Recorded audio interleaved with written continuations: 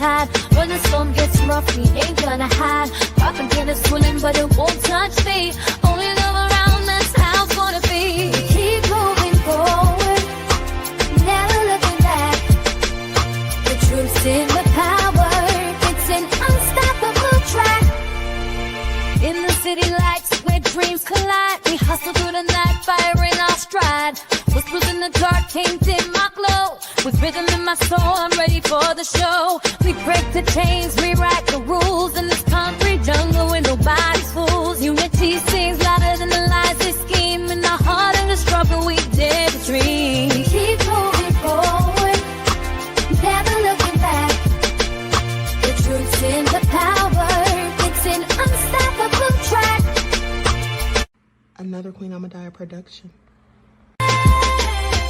Haze on the corner, they talking real loud. Spreading on light, trying to bring me down. Enemies lurking, but I won't back away. Got a vision in my mind, I'm here to stay. Got my crew beside me, we rise like a tide. When the storm gets rough, we ain't gonna hide. Poppin' Guinness swilling, but it won't touch me. Only love around, that's how it's gonna be. Keep moving forward, never looking back. The truth's in the power, it's an unstoppable track. In the city lights where dreams collide, we hustle through the night, fire in our stride. Whispers in the dark can't dim my glow. With rhythm in my soul, I'm ready for the show. We break the chains, rewrite the rules in this concrete jungle where nobody's fools. Unity sings louder than the lies they scheme. In the heart of the struggle, we dare to dream. It's the one and only Queen of Receipts, the dropping gems in these YouTube streets. The lawyer Royce, nowhere to go. Tune in for the infamous morning show, giving the news that you need to know. So don't you dare miss a wake-up call. Then in the evening, I got all for y'all. Get your dose of daily vitamins. You know the Queen makes it make sense. So true.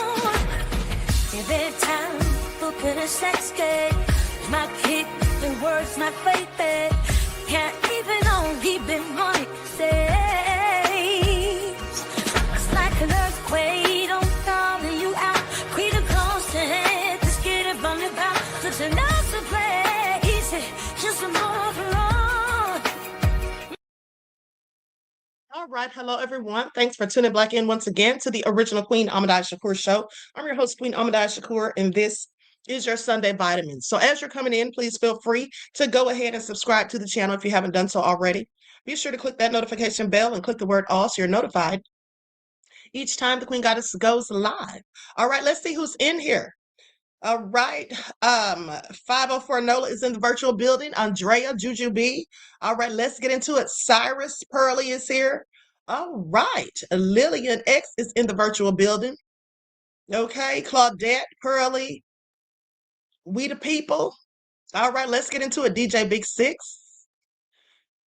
All right, so that all being said, hey, Claudette, with that all being said, everybody hit that like button.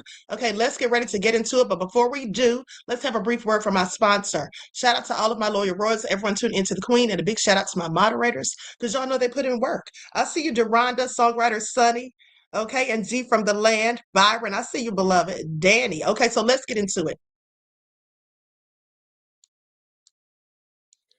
Do not buy 12 Tribes on Earth hair growth oil and hair magic elixir unless you want super healthy, gorgeous hair that grows. They have a whole line of amazing hair growth products, including hair growth leave-in conditioner spray, hair growth shampoo, hair growth spray, and hair growth butter. I'm starting to sense a theme here. They include quality natural ingredients. They smell amazing, and you can see the results for yourself. herself. So if you're looking for healthy hair growth for your natural or relaxed hair, try 12 Tribes on Earth today.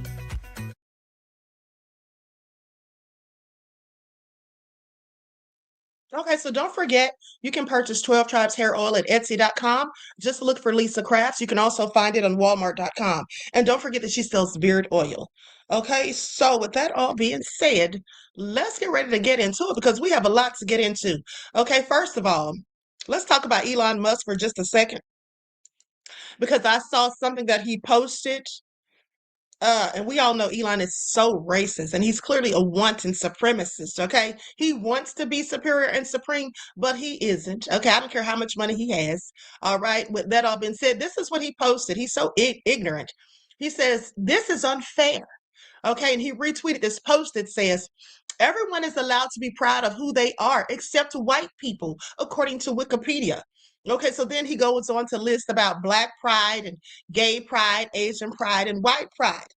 And he says that that is something that's basically frowned upon, right? Well, here's the thing. Black pride is a movement encouraging people to take pride in being Black. Nothing wrong with that. We all should take pride in ourselves, no matter our race or ethnicity. Gay pride or LGBTQ pride is a positive stance against discrimination and violence toward lesbian, gay, bisexual, and transgender people to promote their self-affirmation, dignity, equality, rights, increase their visibility as a social group, build community, and celebrate sexual diversity and gender variance. Okay, pride as opposed to I don't know what the rest of that says, okay, but we clearly understand gay pride. Asian pride in the United States, Asian pride, also spelled AZN pride, is a positive stance to be an Asian American. The term arose from influences of hip-hop culture within the Asian community. Now, white pride is a slogan primarily used by white supremacists, white nationalists, neo-Nazis, and white supremacist organizations to signal that their racist viewpoints. Okay, so what's so hard about that, Elon, you dumb piece of ish? Okay, I literally cannot stand Elon Musk. Okay, I literally cannot.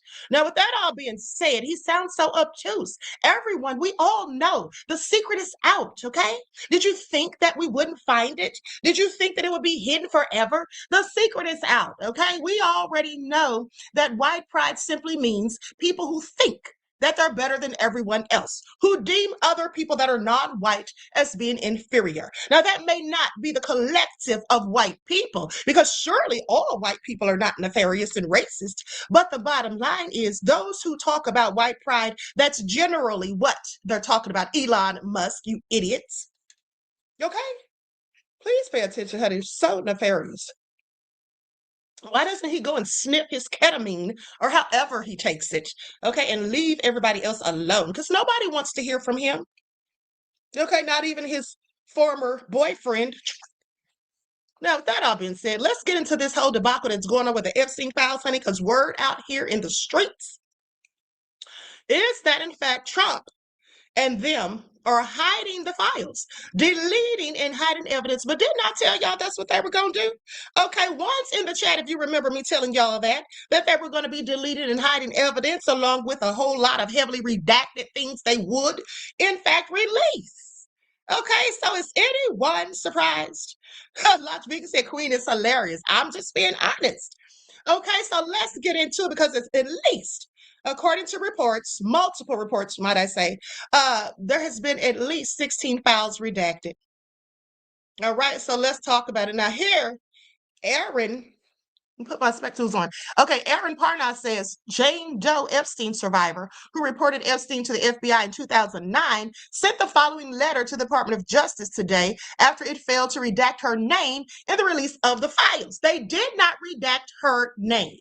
Okay, I have confirmed her name is currently not redacted in multiple files, public files. These are the files right here to which her name is shown. And this is why this is important. Let's get into it because here's the thing. When they came out with the Epstein Transparency Act, okay, which Trump signed off on with his no good, nefarious, lying dog self, okay, when they came up with this, the agreement was, it was supposed to be that the only things redacted from these files, because remember, it's the Transparency Act. So you're supposed to be transparent and tell us the truth and give us the goods. So what we have found here upon research is that not only have they exposed victims, not just this one, but several victims' names have been exposed. When the fact of the matter is the Epstein Transparency Act was only supposed to redact the names and evidence and personal things about victims. Okay, so all of this stuff that's so heavily redacted that I showed you all on yesterday, what the hell is that? Because clearly it's not the victims being redacted, because the victims' names are in the files. Now, how did that happen? You know who they redacted? I'm so glad you asked. See, this is what I knew was going to happen. They redacted the names of the PDF files. That's what the devils did. They redacted the names of those who were involved in the trafficking, the clients. Okay, that's what they did. They redacted the names of the clients, not the victims. It was all a con game. All right, please pay attention. Because why is this lady's name in multiple documents? This photo file 468 from the Epstein files that includes Donald Trump has apparently now been removed from the DOJ release. Yeah, that's because they accidentally included it in the first place. Didn't mean to. AG Pam Bondi, is this true? What else is being covered up? We need transparency for the American public. That's what Oversight Dems posted on X. Midas Touch, and shout out to them again for their due diligence. I love when they stay on Trump's neck. Okay, Ben Mercedes is the best. Now, the DOJ has deleted an image from its release of the Epstein files that shows photos of Donald Trump in what appears to be Epstein's desk drawer. Yesterday, we noted that this image, file 468, likely slipped through the cracks while officials were attempting to hide materials pertaining to Trump. Yeah, they didn't mean to put that in there. Okay, nobody was supposed to see that. Okay, I want y'all to pay attention. Now, they also report the DOJ appears to have redacted Donald Trump's name from the allegations made in this exhibit in the Epstein files, and Trump's name was in the original release. Now it's blacked out. See for yourself. All right? Y'all see the games they're playing here? Now, several girls at any time. Now, this is part of the release, information that was released. Several girls at any one time, she confided in me about her casual relationship with blank. Definitely seemed to be a thing for her. Oh, it definitely seemed to have a thing for her. And she told me how he kept going on about how he liked her pert nipples. Blank liked flicking and sucking her nipples until they were raw. One evening when we were showering together, she showed me her nipples. They looked incredibly painful as they were red and swollen, and I remember wincing when I looked at them. I also know that she had sexual relations with Blank at Jeffrey's New York mansion on regular occasions, as I once met Blank for coffee just before she was going to meet Blank and Epstein together at his mansion. I will shortly start forwarding you all the emails which I have managed to save. They include the following. Now, the reason I read you all this is because just from this little quick piece right here, you can clearly tell that the person who they're hiding, the person they're trying not to expose, the name that is in fact redacted, is the person who was the perpetrator, who was the predator.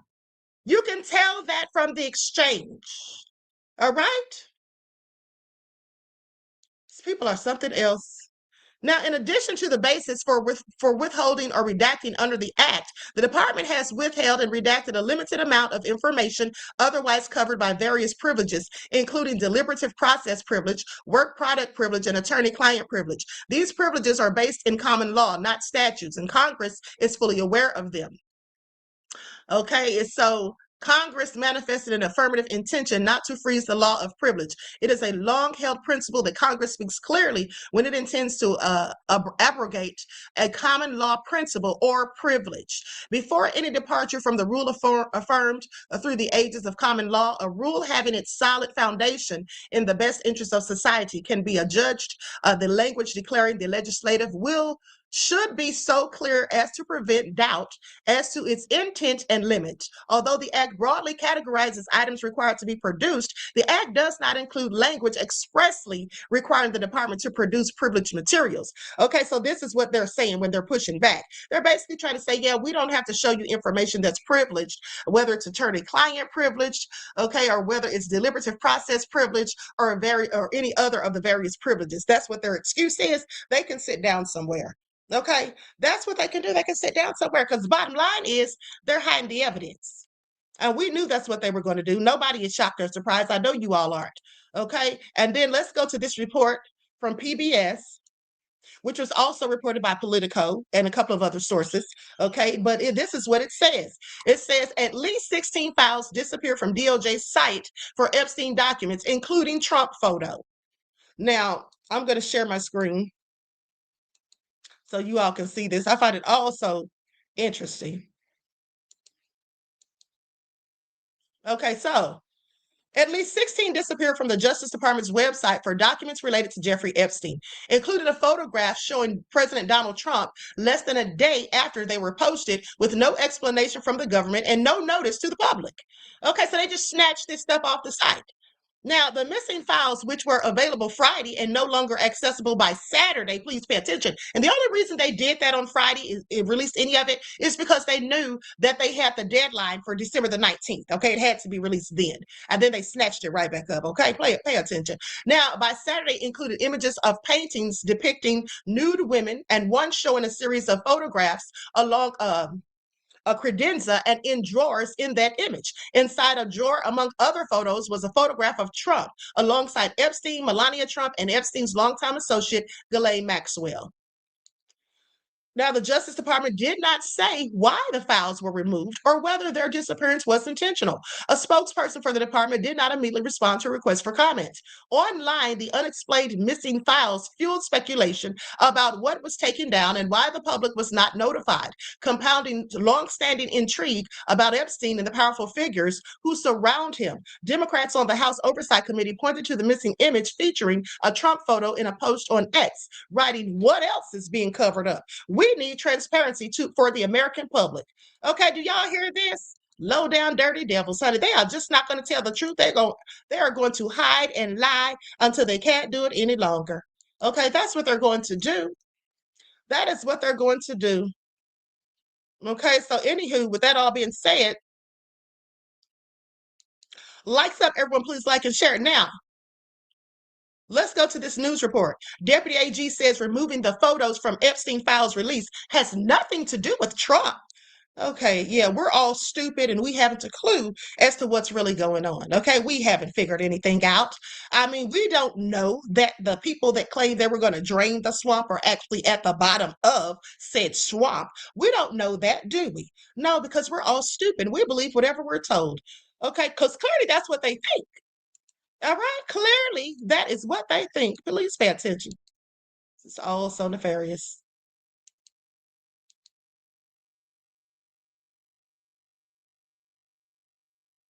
Stronger glasses. Yeah, you do. Check your pocket.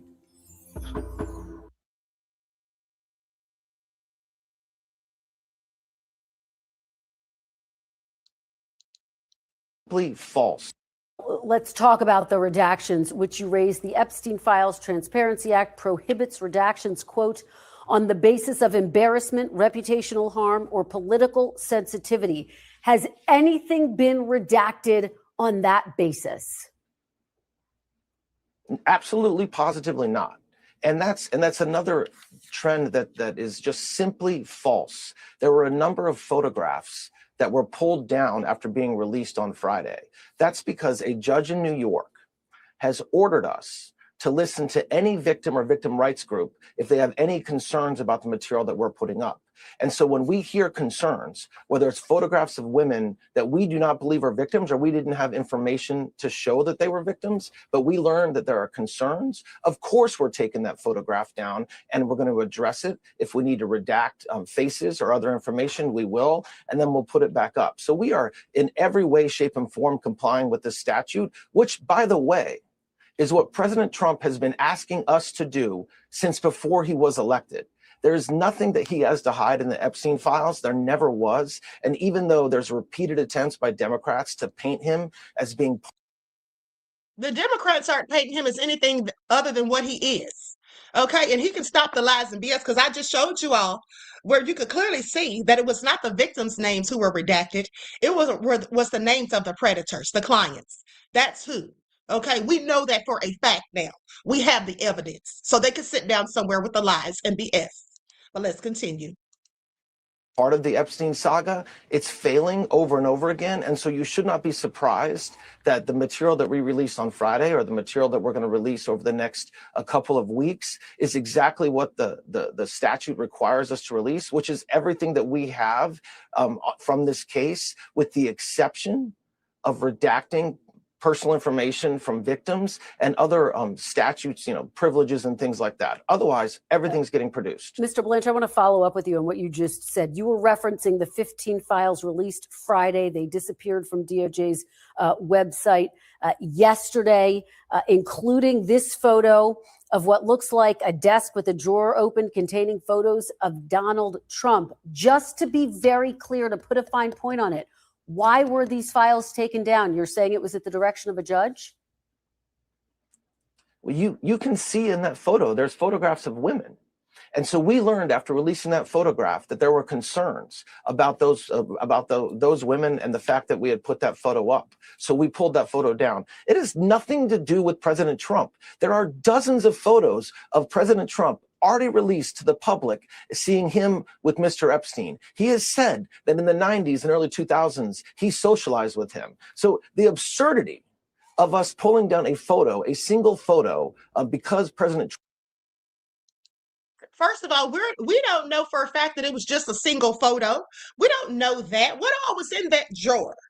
Okay, and just because there are some pictures of him floating around on the internet, so what? That has nothing to do with anything as far as I'm concerned, because those pictures are just that, pictures. There could be some more incriminating evidence that we haven't seen with him and Epstein, and I'm sure there is. Okay, so sit down somewhere, sitting up here just lying and painting false narratives. But hey, this is what they do, so no one's surprised. Trump was in it is laughable. And the fact that everybody's trying to act like that's the case is a reflection of their true motivation. But the reality is anybody, any victim, any victim's lawyers, any victim rights group can reach out to us and say, hey, Department of Justice, there's a document, there's a photo, there's something within the Epstein files that identifies me. And we will then, of course, pull that off and investigate it. Are you saying that one or more of the women in one of the photos or several of the photos is a victim or a survivor of Jeffrey Epstein, and that's why you took those files down? And will they be put back up? No, that's not what I'm saying. We, of course, if we knew that, if we believed that photograph contained a survivor, we wouldn't have put it up in the first place without redacting the faces. But notwithstanding what we believe, we don't have perfect information. And so when we hear from victims' rights groups about this type of photograph, we pull it down and investigate.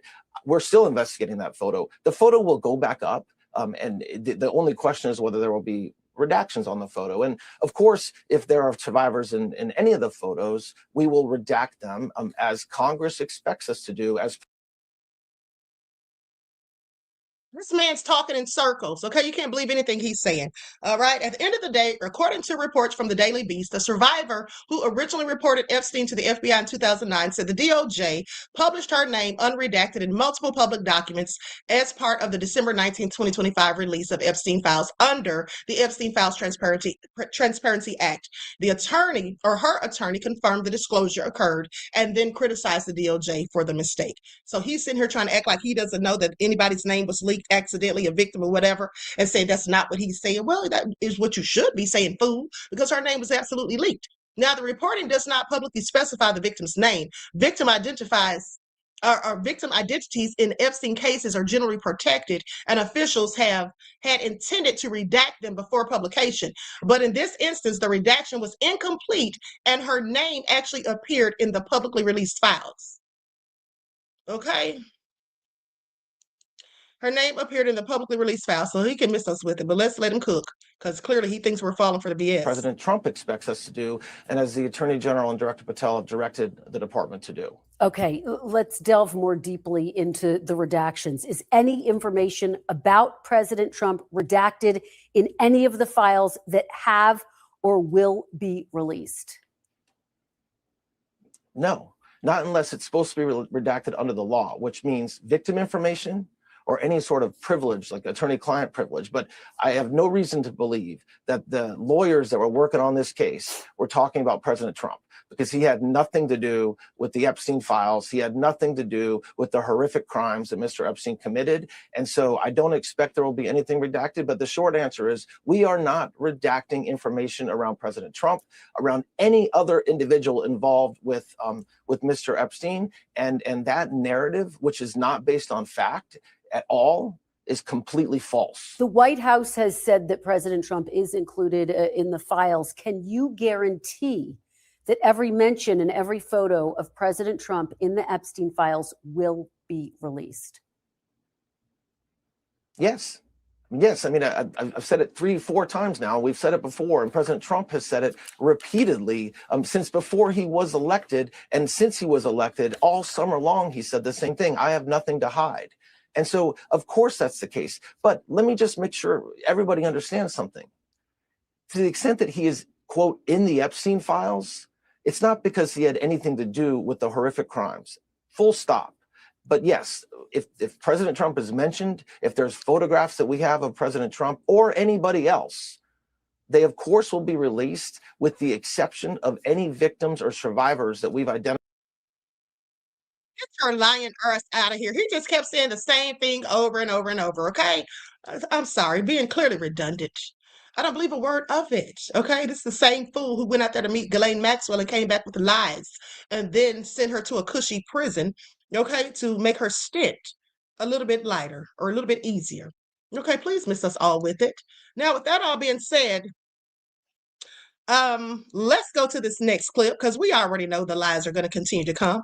Okay, there's no denying it at all. CBS News has learned at least 15 documents related to Jeffrey Epstein that were initially released online by the Justice Department have disappeared. As Christian Benavides reports, the government. Okay, Nene says every time they say full stop, they're lying. Yes, exactly. Okay, I'm glad you noticed that. Absolutely. The lies, honey. Also missed its deadline to release all documents. Among the Epstein files that suddenly disappeared, one that showed a photo of President Trump. The thousands of records released since Friday are largely redacted, over 500 pages fully blacked out. We need to have oversight hearings. We will send letters demanding more transparency. There is no word on when all files will be released as required by law. The deadline was Friday. Marina Lacerda is an Epstein survivor. Who are we trying to protect? Are we protecting the survivors or are we protecting these elite men that need to be put out there? Republican Congressman Thomas Massey, who co-sponsored the legislation, posted on social media the Justice Department's release grossly fails to comply with both the spirit and the letter of the law. Within the documents that were released, a police report from 1996. Jennifer Freeman represents that survivor. She reported Epstein to the authorities, to the federal authorities, to the FBI. And as far as we can tell, it looks like the government did absolutely nothing. This photo of a missed call message from Donald Trump was also released Saturday, but otherwise the president's name is noticeably absent. Several images of former President Bill Clinton are included. He has denied any wrongdoing, and through a spokesperson said of the White House, this is about shielding themselves from what comes next, or from what they'll try and hide forever. Christian Benavides, CBS News. This little light of mine has been dark.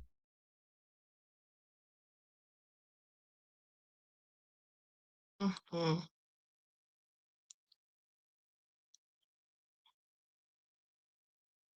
Okay, so absolutely egregious. All right, absolutely egregious. Now, with that all being said, this is what we already knew was going to happen. Like I said, they're just not going to be transparent. There's just too many wealthy, elite people, I'm so sure, people of power and privilege that were involved in this whole thing. This whole thing with Jeffrey Epstein spanned far across the globe. Okay, not just here in the United States. Let's not forget about Jean-Luc Brunel, who was Epstein's friend, arrested and died over there in a French prison, okay, awaiting trial for the same sort of charges. Okay, y'all don't think these things are all connected? Let's not forget Jimmy Savile, who his crimes didn't come out until after he passed away, knighted by the Queen. This stuff is, let me tell y'all something. Trafficking is such a huge business. It's trillions of dollars in it. Not billions, it's literally trillions. Okay, this is nothing other than slavery all over again. And these people are going to do everything they can to keep it going. They're just not going to tell us the darn truth. And we just have to accept that because they're just not going to. Okay, this is the person who's in the White House.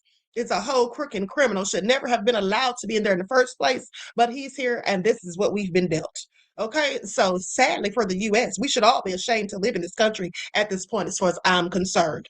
Okay, but anyway, let's continue, because in other nefarious news pertaining to Trump, okay, he's out here grabbing oil tankers from Venezuela, still trying to up the ante. So let's get into it. U.S. seizes a second oil tanker near Venezuela. They say this is intolerable. Okay, so let's get into it, honey. Trump's trying to take us all down with him. Okay, he's clearly trying to take us all down with him. Please pay attention. The whole country. Oil tanker off the coast of Venezuela. President Trump accusing Maduro's regime of stealing U.S. assets to finance criminal activity and declaring it a terrorist organization. Hudson Institute senior fellow Rebecca Heinrichs joins us now. Rebecca, good morning. This is now obviously the second time that the Trump administration has seized a tanker, saying that they are going to stop all unsanctioned oil tankers. What do you make of this development? Well, look, the administration is following through on exactly what they said they would do, Griff. And Marco Rubio just said over the weekend, too, that that the status quo with Maduro in power in Maduro is not sustainable for the United States. It's intolerable. And so you're going to see this pressure campaign continue, interdicting sanctioned oil coming out of Venezuela. Most of the oil, as you know, Griff, is going to China. China is Maduro's biggest backer when it comes to buying Venezuelan oil. Of course, then you have Venezuela using the shadow fleet and also selling heavy crude to Iran. And then Iran, of course, gives Venezuela what it needs. And so it's also being supported by some of our other biggest adversaries, Griff. And this sanctioned oil, by the way, goes back years. But now you look at the enforcement, which is really unprecedented. You have more than 15% of U.S. deployed naval ships in the Caribbean. Do you foresee that they're going to be able to continue to enforce this blockade? Oh, yeah, I think that we're going to see this for the next several weeks. As you said, you know, it's one thing to just have sanctions on this illicit oil that's propping up the regime. But what's notable here is that we are now finally enforcing it. And, you know, the Trump administration has really kind of had this ongoing narrative that American foreign policy is a lot of talk, it's a lot of rhetoric over the years, but it hasn't been truly effective in doing things that strengthen and secure American interests. And it is now looking for these outcomes that make Americans safer. The other thing, Griff, that's important is the Trump administration put sanctions back on some of Maduro's relatives, his nephews, these narco nephews, who the Biden administration lifted these sanctions. They're putting them back on because they are directly supporting the narco terrorism in Venezuela. Yeah, those sanctions are significant. And really the last we've seen of Maduro, who knows what his move is. Last time we saw him, he was singing Bobby Farron's Don't Worry, Be Happy. But clearly he is feeling that pressure. Let me change gears quickly, Rebecca, to Netanyahu. Benjamin Netanyahu will reportedly brief Trump on possible new Iran strikes when they meet at Mar-a-Lago on December 29th. What do you make of that? Well, look, the Iran regime has tried to rehabilitate itself after these incredibly successful military strikes on the part of the Israelis against Iran.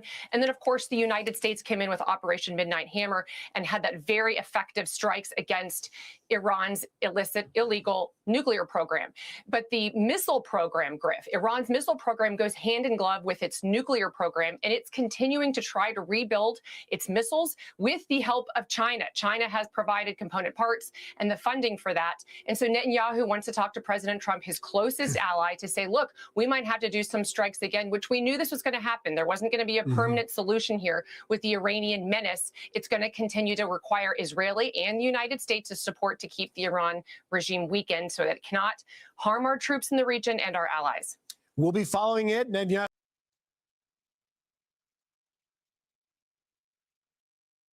Okay, so y'all heard that. Yes, and Trump had a meeting with Netanyahu and he's talking about strikes on Iran. And of course, Trump's down with it. Okay, but I told you all months ago that Netanyahu basically wanted Trump's support, wanted the U.S. support when they, have this whole thing going on with Iran. Okay, so anyway, with that all being said,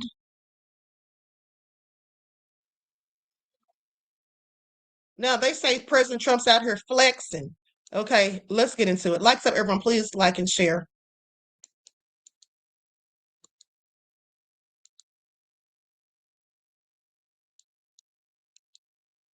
Okay, President Trump is flexing his foreign policy strength across the globe. Yesterday, the administration seizing a second oil tanker in South America as part of its crackdown on Venezuela. And in the Middle East, Benjamin Netanyahu is reportedly getting set to talk to President Trump about their next steps with Iran.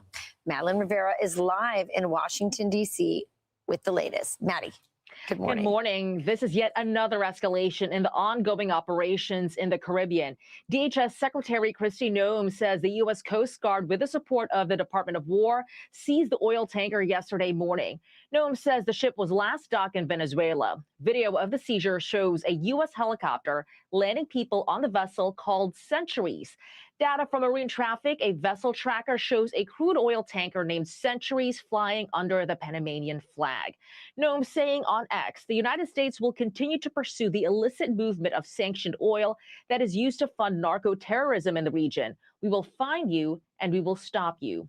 It's unclear if Centuries is part of the sanctioned oil tankers the president referred to last week when he ordered that blockade. The move hits directly at Venezuela's economic crown jewel, which is its oil sector, part of the pressure campaign against President Nicolas Maduro. Secretary of State Marco Rubio is doubling down, saying on Friday the current regime is intolerable for the United States. As questions mount over whether the U.S. plans to go further by striking Venezuela, a new report states Israeli Prime Minister Benjamin Netanyahu is planning to brief President Trump on possible new strikes in Iran. NBC reports Israeli officials are worried Iran is expanding production of its ballistic missile program.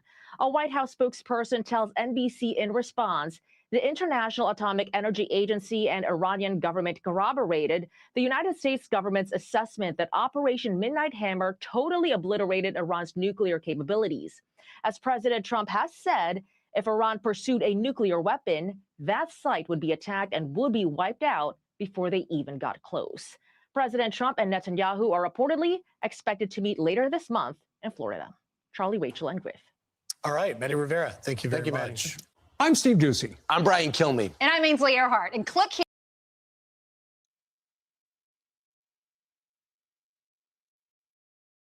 Okay, so like I said, Trump's just causing mischief and mayhem everywhere he goes. Please pay attention. And here's the thing. Okay, here is the thing. So Israel believes that Iran is trying to develop nuclear weapons under the cover of a civilian nuclear program. Okay, and so this is why they need U.S. support. The U.S. has unmatched intelligence, satellite surveillance, and cyber capabilities, and the U.S. can also apply sanctions that Israel alone cannot. A U.S.-backed deterrent makes Iran think twice about escalation. So this is why they need the U.S., okay? And so Israel cannot easily destroy Iran's nuclear infrastructure alone because facilities are deeply buried and spread out, and long-range strikes would require mid-air refueling and access to corridors, okay, and U.S. weapons systems. And so they say Israel is powerful, but it relies heavily on the U.S. for advanced weapons like F-35s, bunker buster bombs, missile defense funding, Iron Dome, David Sling and Arrow. Okay, ammo resupply during wartime and diplomatic cover if conflict expands. Without U.S. backing, Israel would be more vulnerable to a multi-front war. All right, so anyway, with that all being said, many U.S. leaders and allies and analysts strongly oppose Netanyahu's approach toward Iran because they believe it raises the risk of a catastrophic regional war and that it undermines U.S. interests and locks Washington into conflict that it doesn't control. Okay, but this is what Trump wants to do. He doesn't care. All right, he's already stole this country out, and I hope you all are paying attention. And also, it has been brought to my attention. Now, this is alleged, but I'm going to dig deep into it. They're saying that some of the members of ICE, some of these ICE agents are Israelis. Yeah. And I wouldn't be surprised if it's true. I'm going to look into it, but this has been said, and I would believe that it's true because, they're the ones that train our police officers here in the United States. Ever wonder why Black people in the United States get treated like those other people that they don't want anyone to vouch for, speak up for, or be pro for? And y'all know the people I'm talking about. Okay, please pay attention. Now, with that all being said, opponents argue that a strike on Iran would not stay limited. Iran could retaliate by launching missiles at Israel, activating Hezbollah, tens of thousands of rockets, attacking U.S. bases in Iraq, Syria, and the Gulf, disrupting global shipping, Hormuz and the Red Sea. Critics say that Netanyahu's strategy could drag the U.S. into a war Americans didn't vote for. I want y'all to pay attention because this is y'all's no good, idiotic president who's really asleep at the wheel. Okay. Now, with that all being said, this could possibly cost thousands of lives and trillions of dollars. Okay. So, how many of y'all still love Trump? Anyway, many U.S. officials see parallels in 2003 with intelligence disputes, claims of imminent weapons threats, pressure to act before it's too late, and they fear repeating a scenario where the threat was overstated or the aftermath was worse than the problem, and the U.S. bore the long-term cost. So this makes Democrats and some Republicans deeply skeptical about Netanyahu's warnings. Okay, and they say opponents believe that military strikes won't eliminate Iran's nuclear knowledge. Bombing may accelerate Iran's drive for nuclear weapons, not even stop it, but make it even worse. Okay, diplomacy, inspections, and containment are safer long-term tools, and they argue that Netanyahu consistently undermines negotiations, like the Iran nuclear deal, without even offering a workable alternative. Okay. I'm sorry. It looks like Netanyahu is just like Putin. Okay. He does what he wants to do, no matter what he said or what kind of agreements were made. But let me just say, I do like Putin. I don't like Netanyahu at all. So anyway, some U.S. officials distrust Netanyahu, as they should, because he has warned of an imminent Iranian nuclear bomb for over 20 years. Okay, clearly it's a narrative he's trying to paint, right? And then past red lines were crossed without action, and he has openly clashed with U.S. presidents such as Obama and Biden. Why the hell are we fooling with this man, Trump? Okay, did he pay you off? I think so. He has openly clashed with these presidents. Now, this history makes some view his pressure as alarmist or politically motivated. Yeah, it absolutely is, in my opinion. Okay, opponents warn that a war with Iran could cause mass civilian casualties. Infrastructure destruction could destabilize the entire region. The U.S. could be implicated in violations of international law, and this would damage Americans' moral standing in global alliances. That means more leaders would be angry at America and looking at us with a whole side eye and think that we're not to be trusted just because we have an idiotic criminal whole felon for a president. Okay? There is growing opposition from progressive Democrats, younger voters, some veterans and military leaders, America First Republicans. Okay, they question blank check military aid, automatic diplomatic cover, whether the U.S. policy is being driven by a foreign leader. Oh, yeah, it is. His name is Netanyahu, in my opinion. Okay, yeah, I absolutely think so. Okay. So they say Israel's acting unilaterally. Some fear Netanyahu could strike Iran without U.S. approval. I wouldn't put it past him. Or force the U.S. to respond once Iran retaliates. So they can go over there and start some ish and then force us into it. Okay, if Iran retaliates. Now, right, and this is all thanks to Trump. Now, they could also create a fault accompli that traps Washington. Okay, and this loss of control is a major concern inside the Pentagon and the State Department. What do y'all have to say about any of it? Okay, what do you all have to say about any of this? This is all so egregious, okay? This is all so egregious. Well, I told you all Trump was going to bring down the fall of America. I told y'all that was his job, okay, to destabilize us. So with that all being said, The bottom line is opponents don't necessarily support Iran. They oppose Netanyahu's strategy because they believe that it increases risk of war, undermines diplomacy, prioritizes Israel's politics over U.S. interests. But we're supposed to be America first over here, Trump. That's what you said, okay? And could entangle America in another long, costly Middle East conflict. Now, right? What do y'all have to say about that? What do y'all have to say about that? Robert says the Russians are coming. Okay. Lillian X said Putin knows Jesus is black. Exactly. And that's why I like him. At least one of the reasons. Now, okay, so we see that Trump has clearly sold us out. I told you all at the beginning of the year that it was predicted in 2015 that Trump would claim himself to be the king of the Jews. And then in 2019, how he actually said that that's what he was. Okay, so his allegiance is to them, not to America. And y'all need to realize that. Okay, and all of these foolish Republicans and these dumb Democrats who are just, just being down with Team Trump, because some of them they're complaining, but at the same time not doing anything to stop him. They wouldn't go for the articles of impeachment. They blocked it. Some of the Democrats did that. So with that all been said, these fools need to realize, if they haven't already, do they not care that this man is putting foreign interest above the United States? That he's about to drag us into a war that we really shouldn't have ish to do with? And then yesterday somebody said, is Venezuela our problem? Well, yeah, it's our problem if he starts a war over there, if he starts a war with Iran, okay, due to Israel. That's our problem too. These things all affect the economy. And they also cause a loss of life for our soldiers that are United States citizens, as well as other people, innocent people who are civilians over there when all these bombs start dropping, okay? Women and children and elders included, right? So yeah, it should be a problem. Now, with that all being said, Trump is he's just doing the most right now. He is doing the most right now. But anyway, let's continue. Let's talk about Nick Reiner. Because Nick Reiner, if he's found guilty of killing his parents, which I think he absolutely did, he's not going to be privy to the inheritance that's due him. Okay? Let's get into it. Joined by attorney Mark Reichel on this. Mark, it's always good to have you on. I want to get straight to something that Nancy mentioned right at the end there. California having something called a Slayer statute. Will Nick be able to use any of his parents' funds as he stands trial for their murder?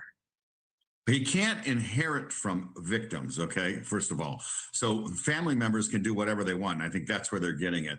But as far as an estate, if there's a will that says this much goes to Nick, none of that can be used for anything for him. The Slayer statute doesn't allow people who intentionally killed someone to inherit their money. But what happens if Nick is not found guilty of first-degree murder, but instead of a lesser charge? Would he still be able to get money from his parents' estate? He would actually have to go all the way down to involuntary manslaughter, which is really the lowest level involving the killing of another person. So that would have to be something that's almost like accidental or death by misadventure. I'm not going to see that happen here, but it's possible. And if he does get that verdict, that's a super win for him. And he could inherit then at that point. Nick has been very open about his struggles with drugs for years. He said he's been in and out of rehab and addiction centers since he was 15 years old. He used drugs like meth and like heroin. And we know both of those drugs can change the brain chemistry. We know the National Institute of Drug Abuse saying that long-term use of meth, for example, can cause hallucinations or delusions. A long-term use of heroin can cause the brain's white matter to deteriorate, which could impact decision-making and behavior. Do you think any of this will factor heavily into the trial? You better believe it. Additionally, he has a diagnosis of schizophrenia and the antipsychotic drugs for schizophrenia, which sounds like we're just learning, okay, and by News Nation as well, I just learned this from, that they just adjusted the medication just recently. So you do that and you have someone who's using methamphetamine, that's going to be front and center in this defense. Mr. Jackson won't admit it right now, but that's going to be front and center to say, look, it prevented him from having rational thought about what was going on. It's going to make him think he was being controlled, harmed, things like that. And so I think it's going to be front and center, what you just talked about. Nick has been charged with 2 counts of first-degree murder. And with that, the prosecution needs to prove that he intended to kill his parents. And we're hearing those details about the night before the Reiners were found dead. People magazine citing sources who say they went to this party that was hosted by Conan O'Brien, that Nick got into this big public fight with his father. Sources saying that Nick was freaking people out. He was acting crazy. Do these accounts, will they be relevant to the trial in any way? Oh yeah, what you're really looking for is, a fight is one thing, these things happen, but anything about saying in the future, I'm going to get him, or that's the last time, or they'll never do that again, or I won't suffer this again, anything like that, because for first degree murder, there has to be some amount of planning involved. It's not just spontaneous. So that's what you're going to look for. But yeah, that's very relevant, obviously. And it appears he's retained this very high profile lawyer, Alan Jackson, who's represented the likes of Karen Reed and Kevin Spacey and Harvey Weinstein. What do you anticipate? I know it's hard this far in advance, but where do you think their mind is going, the defense, in terms of how they're going to defend this man? I think it's going to be a mental health defense. I think actually, probably the biggest thing on their side is the delay, so that this dies down, something else grabs public attention, and to move this case out as far as possible to get him stabilized mentally, and then to have the best experts in the nation come in and explain that when you're on drugs, when you're schizophrenic, when they've changed your medication, and you're dealing with all those forces and effects, that it changes what you perceive as reality. Does he walk away scot-free, Mark, if it is shown that he was not in his right mind?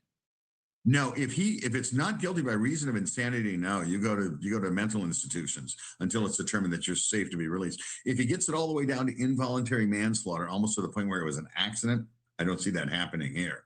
But then he walks scot-free after about 4 to 7 years in prison. All right, Mark Reichel, always appreciate the context, the analysis, the time. Thank you.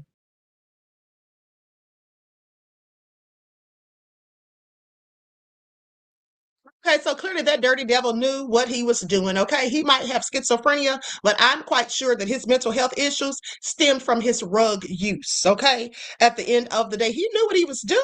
Okay, because they say he has schizophrenia, but here's the thing: most people with schizophrenia understand the difference between right and wrong, though their symptoms may include hallucinations, delusions, and disorganized thinking. Okay, which can distort their perception, making it hard to apply that knowledge, leading to impaired judgment and difficulty distinguishing fantasy from reality, though moral reasoning itself isn't always fundamentally broken, which means that he would know the difference between right and wrong. Okay, they can still make informed decisions and understand morality.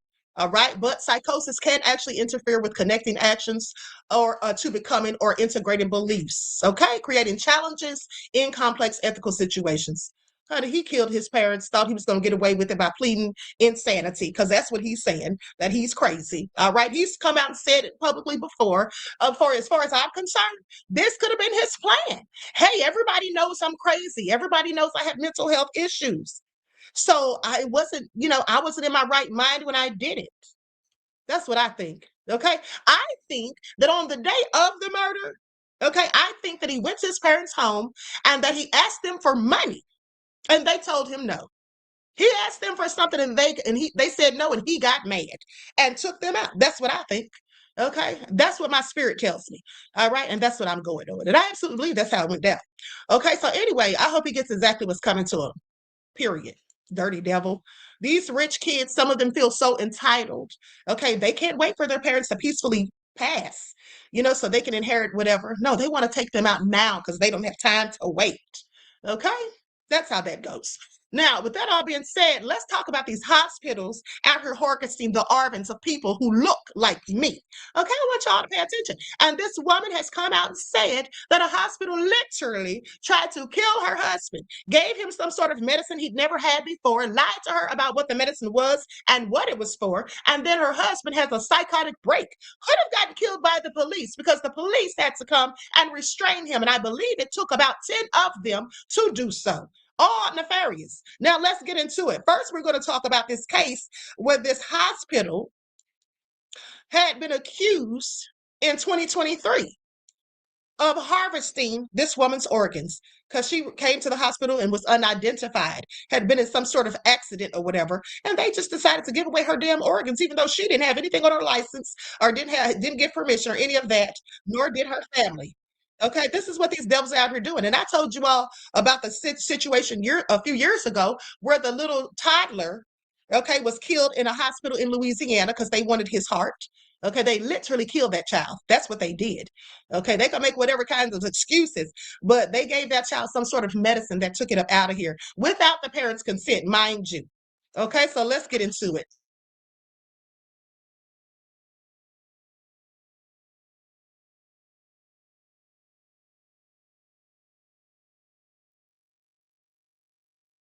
He says his mother's organs were harvested without her or his consent. The woman's family is speaking exclusively with Eyewitness News investigative reporter Kristen Thorne. And Kristen, she joins us now with the story. Kristen? Charlene, when Miriam Hoyos de Baldrich arrived at Bellevue Hospital in May 2022 after being hit by a subway train, she was a Jane Doe. No one knew who she was, but she was declared brain dead. The hospital system says although they signed off on the harvesting of her organs 5 days later, which it is legally allowed to do for an unidentified person, it wasn't the hospital's responsibility, they say, to identify her. When 69-year-old Miriam Hoyos de Baldrich disappeared from Seaford May 6, 2022, her family held out hope that because of her dementia, maybe she was just lost. We were all out looking for her. But on May 18th, they got a call from a detective in the Nassau Police Department where they had filed a missing persons report 10 days earlier. Good news is I found her. Bad news is she's dead. The detective told them the day after Hoyos de Baldrich disappeared, she was hit by an L train near 14th Street in Flatiron and was taken to Bellevue Hospital. She didn't have an ID on her. She didn't have any belongings, so she was a Jane Doe. The family says she was put on a ventilator and declared brain dead. A little more than a week later, all Hoyos de Baldrich's organs were harvested and donated to Live On New York. There was a sheet that we were able to see, and every single box was checked off. Every single organ, tissue, skin, nails, hair, not only to people, but for experiments, studies, schools, universities, and for somebody to make that decision for our family and on her is just, it blows my mind. The family says that after that, Hoyos de Baldrich's body was sent to the New York City Medical Examiner. That's where they were able to ID her. We demanded a meeting with Bellevue to get answers, to see what happened. What did they say during the meeting? During the meeting, they were just very apologizing, saying that if they had the chance to do it over, they would. Hoyos de Baldrich's son and husband are suing the New York City Health and Hospital System for failing to identify Hoyos de Baldrich, to locate her family, and for authorizing the organ donation without the consent of her next of kin. The family deserves justice. They deserve to know what happened, why did it happen. The hospital system wouldn't comment to Eyewitness News on Hoyos de Baldrich's case or the lawsuit, but court filings show the hospital system is trying to get the lawsuit dismissed, arguing that under state health law, the duty to identify Hoyos de Baldrich resided exclusively with Live On New York. Live On New York told Eyewitness News it is the hospital's responsibility to identify unidentified patients, that Live On New York is an organ procurement organization and does not practice medicine or treat patients. The family says a hospital worker found in Hoyos de Baldrich's pocket a piece of paper with her name written on it. The family says someone at the hospital later showed them that piece of paper, and that is included in the lawsuit as evidence. The family says that the hospital may have had a clue about who she was. The hospital responded in court filings that Hoyos de Baldrich had no legal form of identification when she arrived at Bellevue. It's a disturbing story. My question is, how common is it? So I reached out to Live On New York, and they said out of the 272 people who donated organs to their organization in 2022, 6 of those people were unidentified. So it's a small number, but I think it's surprising for people to think that an unidentified person, which is allowed under the New York State Gift Act, that is allowed to happen. Is that a loophole in this act? Well, that's what they need to address. So the act doesn't really clearly address what happens with an unidentified person. And I think that's where some improvements need to be made. Oh, in the meantime, these families. Absolutely. And all the grief. Thank you for that. Okay, also egregious. Also egregious. Now let's go to this next report. Same situation, just a different person. And I think they're lying about the numbers. I think they're lying about the numbers when they say like 6, 5, or 6. No, it's way more than that. I'm pretty sure. Okay, I just don't believe anything they say. Okay, here we go.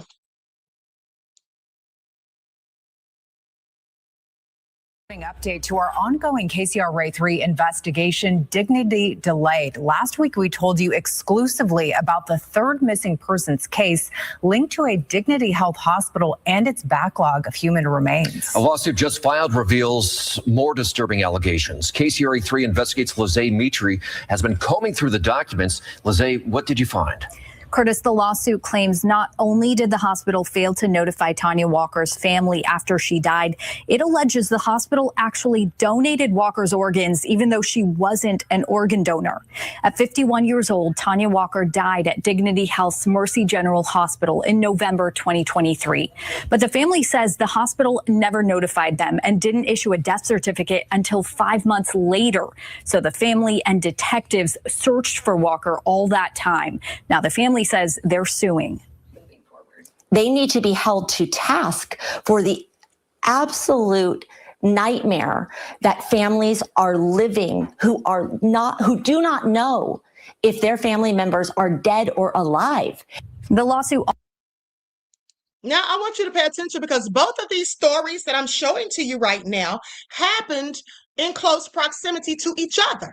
So this is two stories. So when they're trying to tell us that it's only like 5 or 6 that this happened to, that's just BS, okay? It's just BS, all right? Because I've reported on at least 3 of these stories. So please. Also alleges that Dignity unilaterally made the decision to make Walker an organ donor and then without any permission whatsoever harvested her eyes and tissue. On top of Dignity Health, the family is suing the offsite morgue that Dignity has been contracting with to store bodies for months or even years after patient deaths. It's more commonly known as cremations only, but the official business is Mortuary Support Services of Northern California. It's owned by Michael Robert Lofton. The lawsuit alleges the company failed to properly store Walker's remains by failing to embalm her body and refrigerate it at the appropriate temperature. It also states a permit is required by law to store a body for more than 8 calendar days, and that the company held Walker's body for 5.5 months before finally getting that permit. We did reach out, and the attorneys for Lofton and his business say this is a very unfortunate situation. However, they say their client disputes that it has any liability in this matter, and they intend to vigorously defend any claims against it. Another thing that stuck out to us, this lawsuit claims the Sacramento County District Attorney is now investigating. The office wouldn't confirm that to us, saying it doesn't comment on what it is or is not investigating, but that would be a big development because up to now, state regulators have known about this and they have taken no enforcement action.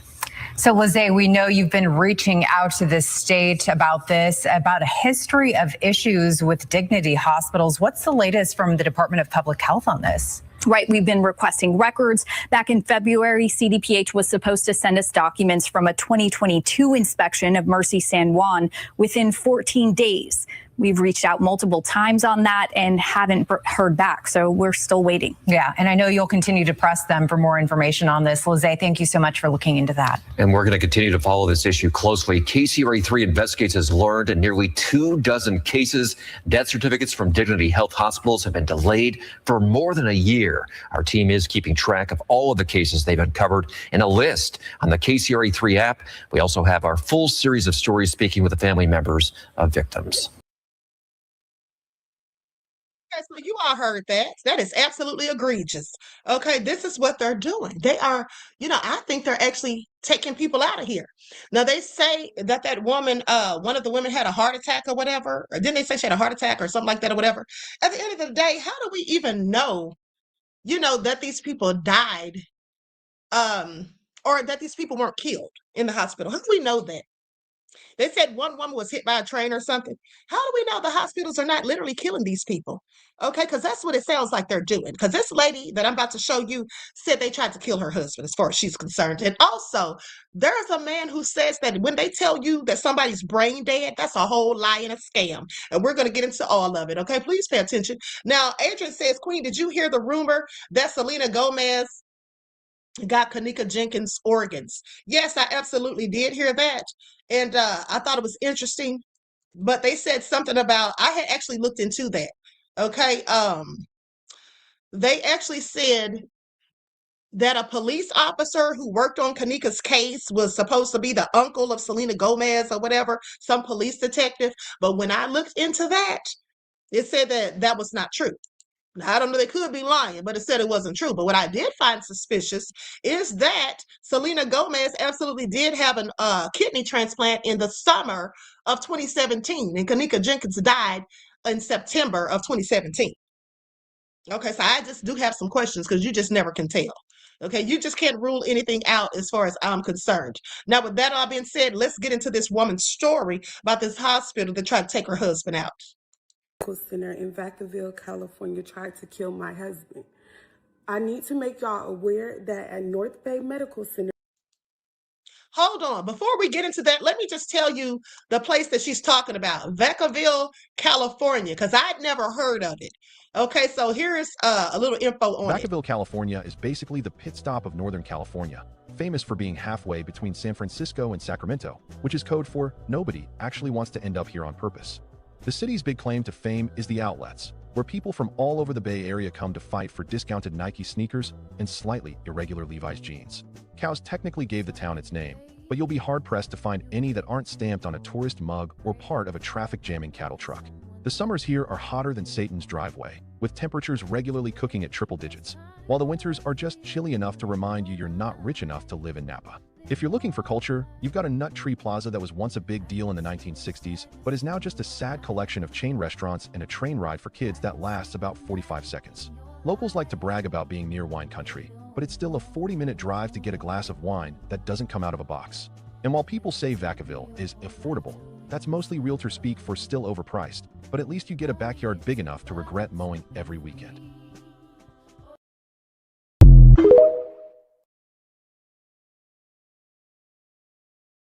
California, they are giving patients medicine without consent from their families and without telling the patients what the medicine can do to them. They gave him medicine. I'm his power of attorney. No medicine should have been given to him without me. We went to the hospital initially because he was dehydrated and he didn't feel good. He felt a little dizzy. They gave him hydration. He was fine. They said that we could discharge. They discharged him. While he was getting discharged, they said, oh, we want to give him some pills. The nurse who gave it to him was really laughing and really giggly and thought it was funny that he was sick. I asked her what the pills were for. She said, they are so that he can sleep good. She gave him the pills, and I felt a little weird about it. I didn't want her giving him the pills at all because he does not take any kind of medication. Never had any mental health issues, never had no previous issues in his life. She still gave my husband the pills, and he took the pills. She said, these pills are specifically just to make him sleep. She told me a fake name. She didn't even tell me the accurate name, and she didn't put it on record. We get to the hotel. My husband started to act like a completely different person. I've never seen him act like this in my life. I've known him for 13 years. He flipped out on me. He didn't even realize that I was his wife. He attempted to jump off of a balcony in the hotel. 10 police had to come and restrain my husband. He didn't know where he was at. He didn't know who he was. He completely was outside of his mind. We go back to the hospital. I'm scared. I go and find him at the hospital. The police have restrained him. They have took him to the hospital. When I get to the hospital, I'll go and find my husband. The doctors are coming up to me.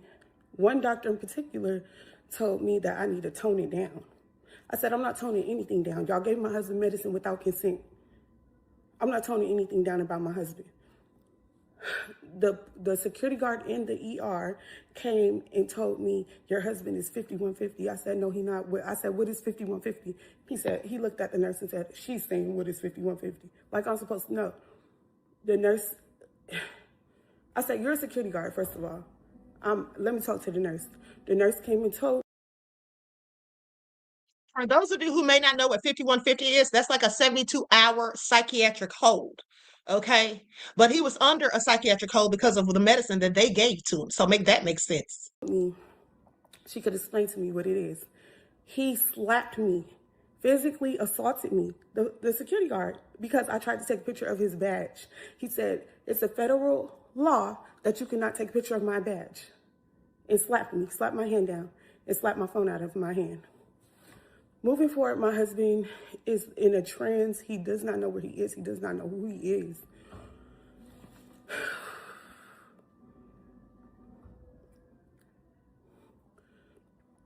The doctors tried to convince me that they didn't give him any medicine, that I was seeing things. The nurse never gave him any pills. When I looked at the discharge paper for him the first night, they didn't put any of the medicine they gave him on there. And they gave it to him without consent.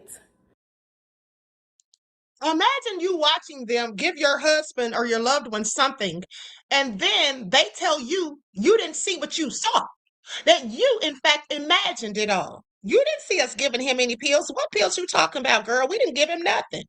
Okay, playing in your face. Honey, I would have gone off. I said, I want to speak to the nurses who was with him this morning. They told me those nurses are not here anymore.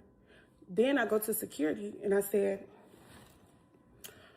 I went to security because I had to sign in. Security took my ID and never gave it back to me. I went and asked them, I said, can I have my ID? They said, we don't have your ID. I said, I went to the doctors. I said, don't give my husband any more medicine. I signed a release form. It has to go through me. I come back that night. I've been with him 24 hours a day. I'm tired. I leave for literally 15 minutes to go get his mom from downstairs. I come back, there's some mysterious nurse in his room at 3 a.m, giving him the medicine that made him react. 3 a.m. in the morning, she's trying to give him that same medicine. I want you all to pay attention. And they waited conveniently until she left the room. Now, what does that sound like? Oh, I'm so glad you asked. That sounds like exactly what happened to the baby, the toddler in Louisiana that I told you all about years ago. The parents, the grandparents, the mom and the grandparents were there watching over the baby, making sure they didn't do anything to the baby, especially since they were asking for the baby's heart. Then they left after hours of being in there to go get them something to eat real quick. Came back about 30 minutes later, and they've given the baby this medicine that caused it to die. That's likely what they were trying to do to her husband.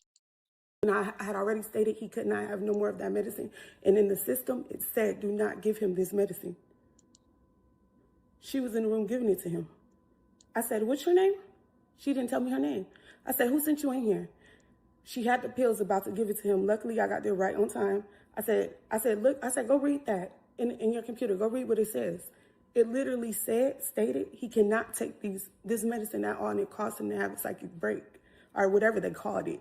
Psychotic break. I don't know what they called it. He's not any of that. Anybody who knows him knows he's a very hardworking, very beautiful person, all around amazing, amazing person. Super calm, always the same. These people tried to kill my husband. Yes, it is North Bay Hospital that she's talking about, beloved, in Vacaville, California.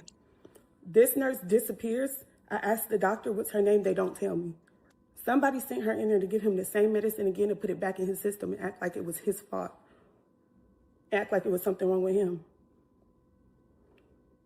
I have all the evidence, y'all. I'm finna post it.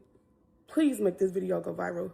Please make this video go viral. Vacaville, California, North Bay Medical Care Center. Please, y'all, get this video out. Get this video out there. Get this video out there right now before they try to say, I have sent this video to everybody in my family. I have sent this video to all my friends of these doctors lying and giving people medicine, treating them like guinea pigs in science projects. And my husband almost lost his life because of this. Make this video go viral, y'all. Absolutely egregious. Okay, absolutely egregious. At the end of the day, can you believe that? That sounds like something out of a movie. And then the security guard slapped her because she tried to take a picture or a picture of his badge. Honey, I would have been recording all of them. Okay, I would have recorded the nurse that was in there that didn't want to give her name at 3 o'clock in the morning trying to give him the pills. I would have recorded every darn thing. What the hell are these people doing? They have a whole lot of nerve. But honey, it gets worse than that. Let's continue. Okay, likes up, everyone, please like and share. Brain death is a lie. So people don't even realize it's a lie anymore. But it's been a lie from the beginning, continues to be a lie. They invented brain death mainly to get organs, but then also so they don't waste money on treating people who aren't ever going to get a job, who are just going to live and not die. And so to see what brain death is, it's primarily a way to get organs. You cannot get any organs from a cadaver. Every organ that's transplanted is a healthy organ, and you can only get healthy organs from living persons. You cannot get any organs for transplant from a cadaver. The things I'm telling you is that you are not allowed to hear, because if you hear it, you will be upset, as all three of you are upset. And rightly so, you should be upset. Whose organs do they want? Certainly from all children, but especially the people who are 16 to 30. And their life is in jeopardy. If they're unconscious and on a ventilator, they're going to get their organs. Everybody who's called brain dead has a beating heart, circulation, and respiration. If they didn't have that, you wouldn't have to call them brain dead. You could call them dead.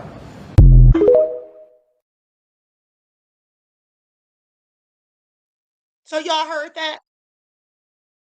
Said you wouldn't have to call them brain dead. You could just call them dead. Okay?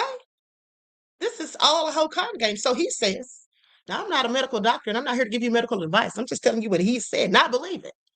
Okay, I believe it at the end of the day. And then he said people 16 to 30. These are the organs they want. 16 to 30. Okay? And they'll do anything to get them, as far as I'm concerned. When I tell you the stories I've heard about nurses at hospitals, looking at different blood types for people that they know may need, wealthy people who they know that may need an organ transplant, because some of them offer money to these hospitals to put them on lists above others who've been waiting longer. And so they'll do it. And then they'll even check people's blood types, to see if they can give this person's organs to these people that are willing to pay for it. Okay, this has all been documented. At the end of the day, I find it all so egregious. Okay, I find it all so interesting. Likes up, everyone, please like and share. Let's go to the next video, because this young man responded to the lady's video about her husband. And he's familiar with Vacaville, California. Holy shit. When I was scrolling just now, I saw this one black woman talking about how in an area that's pretty local to my area, the North Bay, in Vacaville, I think it's part of the 707 representing, but holy shit. So basically, this woman's husband was given some pills that he was not supposed to receive, I guess, by the nurses at this hospital. And it sent him into a psychosis episode. And the wife is explaining how, no one's supposed to, give him anything, unless they go through her, because obviously she knows, what he's supposed to take and not supposed to take. It's pretty obvious with certain medicines, you don't want to mix other medicines, because I don't know much. I don't have to, luckily, take any medicines personally, but, wow, that is very, all this, my area feels less and less safe for, the minorities, at least. I'm telling you, this area is because, I don't know if it's, if it's always been well known, but this area, the North Bay, has a big tendency to whitewash. I mean, I am a product of that whitewashing. I am a white Mexican, but my mannerisms and the way I talk and, the fact that I know English so well, it very obviously heavily leans towards the whitewashing effect. That's for sure, at least. Any person I talk to, pretty much that was born and raised here, I can get along with them pretty easily, because we all have the same lingo, we all know how to act and shit like that. Okay, I'm going completely off the fucking, I'm going on a complete different tangent. This is besides all the fact, but no, I just feel very unsafe knowing that there's a hospital, or I just feel unsafe in hospitals in general. The fact that they can willy-nilly give you medication without double checking what the heck you're even on. And, they're definitely going to try and silence this woman. And I'm trying to, speak out, I guess. I don't really have a platform whatsoever, but I just thought this was a very interesting topic. And it's insane how local this is. That's actually insane. Because if this happened to, my Mexican father, that would be devastating, Definitely will not be going... I would never go to Vacaville for, medical sake anyways. But if you live there, you kind of have no choice. I mean, yeah, you're kind of stuck. But shit, I mean, that's terrible. That's terrible to know. Yeah, these hospitals, this whole healthcare system is so messed up. What are we gonna do? Are we seriously just gonna sit by and just take this healthcare system? We're all gonna get old. We're all gonna get sick eventually. Like, are we really gonna let this be the state of everything? Like, I don't know what's gonna happen. We'll see how the future plays in America, but yeah, GG's. I hope she gets resolved. Well, okay, well, what else was crazy too is that she caught a nurse coming to give her husband, after the husband had a psychotic episode, a nurse came in at 3 a.m. into his hospital bed to try and give him pills at 3 a.m. Who's taking medicine at 3 a.m.? That's kind of random. It's kind of strange. Like, that's like the devil's hour. That's like demon time hour. Like, that's low-key almost, like, symbolically spiritual if you really think about it. Like, that's, like, why at that specific time are you trying to be so sneaky and give, the wife said how the people or the doctors made a note in the computer to specifically not give him that medication no more. And this nurse, the nurse didn't even give her name or nothing. Like, that's insane to me. Like, how can hospitals get away with that? Like, I hope this lady has a lawsuit on her, like, hands that she can sue the hospital and get a lot of money or something. Because that's emotional distress that her husband went through. And, like, if her husband was illegally given medication, how is that allowed? How are there not, like, repercussions for that? How are there not laws to prevent such things like that from happening? There's so much things that, like, the founding fathers and all these things that we just haven't thought about when it comes to these important issues that we need to think about and resolve, okay? Like, I don't know what's going on, but yeah, that's my little rant. Oh yeah, I also wanted to add that, yeah, it's definitely true that a lot of hospitals, like, a lot of people, like, you know, within these hospitals definitely discriminate based on race. And if you don't think that, you're very, you're being disingenuous with yourself and you're lying to yourself if you generally think that. But if you want to rage bait and leave a comment saying that, then we all know that's going to be rage bait because that's just ridiculous. But yeah. Okay, oh, he's not lying. Okay, I know he went on a whole little rant and all of that. He clearly was rambling to a degree, but what he said was absolutely true. Okay, they do target people based on race. We already know this. How many times have we talked about it? And also, he noticed that it was 3 a.m. when the nurse was in there trying to give that man that medicine. We do know that's demon time, right? Okay, we do know that's demon time. That's either demon time because they call it the witching hour, but also if you wake up during that time, mysteriously during the night, sometimes the Most High is trying to give you, and this is actually in the Bible, the Most High is trying to give you messages, okay, around 3 a.m. or whatever. There's a reference to it in the Bible. It doesn't say exactly that, but that's basically what it means. Okay, so which one were they doing? Clearly operating on demon time, in my opinion. All right, now with that all being said, here's another person who knows about Vacaville. Yo, I just saw a woman talking about how she had an experience in Vacaville, California, which is about 35 minutes from me up north. Been too many times. I was actually there last Friday. And she took her husband to North Bay Medical Center there in Vacaville and how they almost killed her husband. I believe her. I hella believe her. And just by watching that video, you could feel it in her energy and in her voice. She went through some shit. And one of the reasons why I heavily believe her is because Vacaville, California is racist as fuck. But one of the things that she mentioned is how the hospital, the nurse, before they were discharging them, came out and said, oh, wait, I need to give him a medication. Didn't tell them the name. And she was like, well, what is it for? The wife didn't consent to this. She said it was to help him sleep. Anyways, didn't tell them the name of it, didn't tell them, explain to them the side effects, nothing. She in her gut and her heart felt she shouldn't give her husband this medication, but it happened.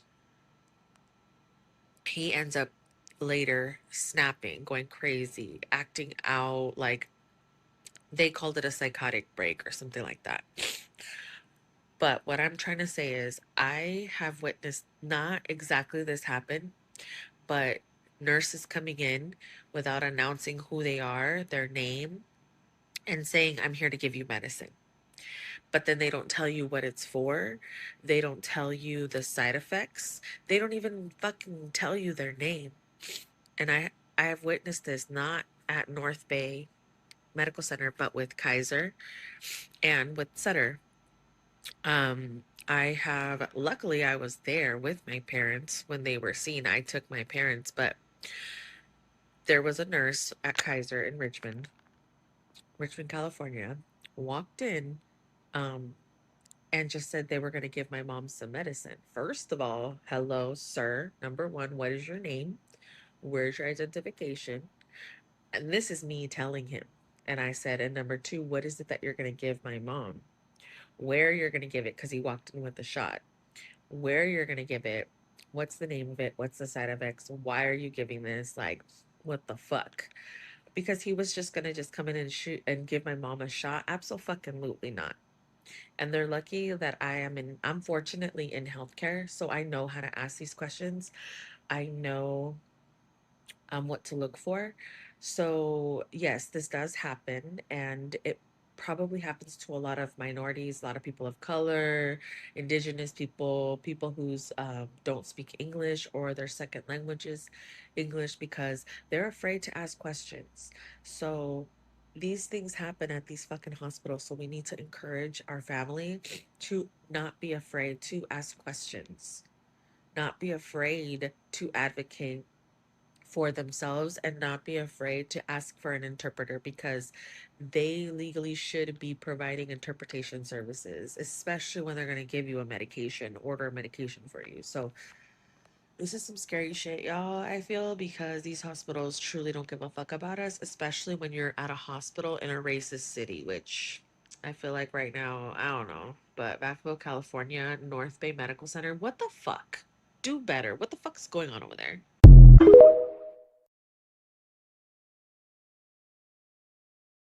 Okay, so again, no lies detected. And here's the thing. How you know they were on some shady BS is because when she asked the nurse who was there at 3 a.m. for her name, why wouldn't the nurse just tell you her name? Why wouldn't the nurse tell you her name? Okay, I'm sorry, what? That's real crazy. And then she proceeded to not give him the medicine when the woman asked questions. Why would you not give it to him if there was nothing wrong with it, ma'am? Here's the thing. Here's how you know they're on some shady BS. Because first of all, if you are a new patient at a hospital and they don't know what kind of medication you're taking, if any, or if you're allergic to any medication, how the hell are they giving you medicine without asking the person that's there with you, or asking you yourself if you consent to it? And asking you whether or not you have any allergens, or you're allergic to any sort of medication, because that's something they're supposed to ask you. That's something they're supposed to ask you, because they could give you something, inject you with something that you're allergic to, and it could kill you. So they're supposed to ask these questions. Why would they be trying to give you something and they didn't even ask you a damn thing and didn't ask the person with you a darn thing? That's because they're trying to kill you. That's my opinion. Okay, that's exactly what I think. Because it doesn't make any sense. But hold on, because there's a black man who was in the hospital who did a video and said they were trying to give him some strange RS medicine. Hold on for a second. Let me just tell you all that I've been keeping up with the score for the Cleveland Browns. Okay, it's currently 20-10 with the Browns losing.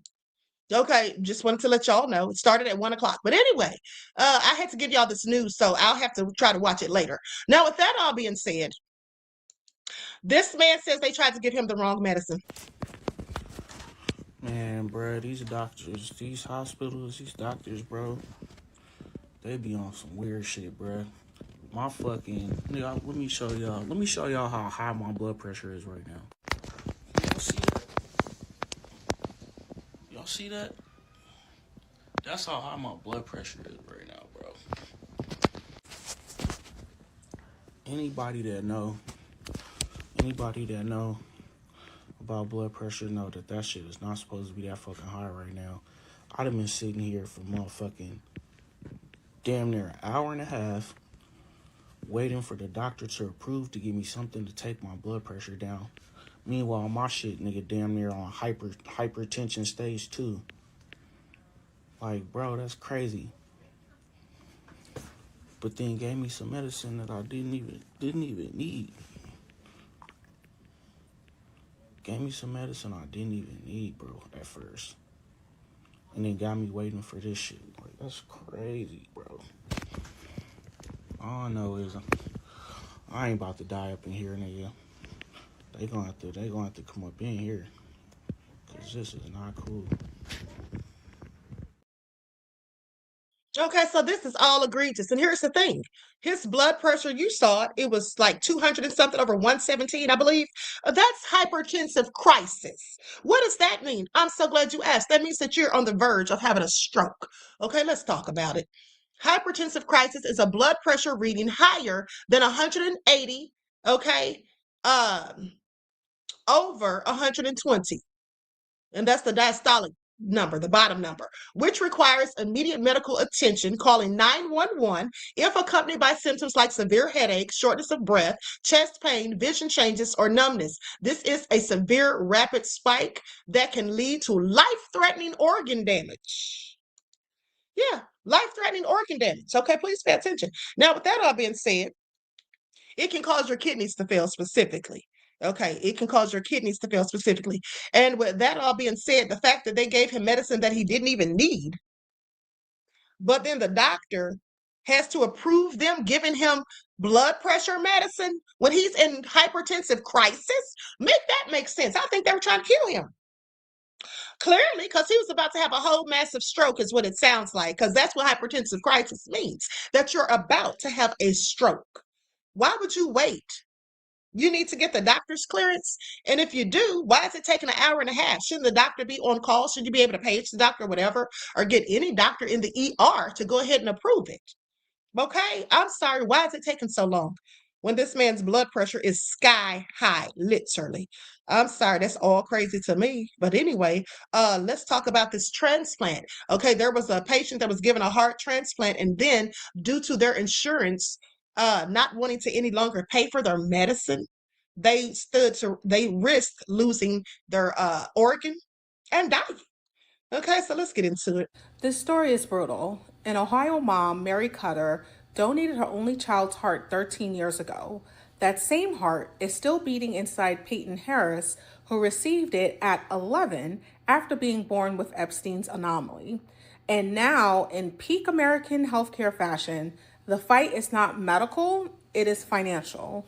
Peyton's insurer, Anthem Blue Cross Blue Shield, decided one of her anti-rejection drugs, Everolimus, was suddenly not medically necessary. This is a drug her transplant team has used for over a decade to prevent organ rejection and slow coronary artery disease unique to heart transplant patients. So after pushback, Anthem approved it, but jacked her copay so high she cannot afford it on a $35,000 salary. Missing doses is not just risky, it is organ rejection, it is death. So Mary, the donor's mother, immediately offered to pay out of her own pocket. The woman already gave her child's heart to save a life, and now she has to rescue the same heart from an insurance company. The system is just completely embarrassing. So inside the article specifically from The Independent, you will see that Peyton had launched a petition calling for the FDA and the drug manufacturer to review the evidence and add heart transplant patients to the approved list for this drug. That petition is linked in the caption. Patients should not have to start political paperwork to stay alive. So this is why nurses and patient advocates yell about drug access. Anti-rejection meds are not optional. This is life support in pill form.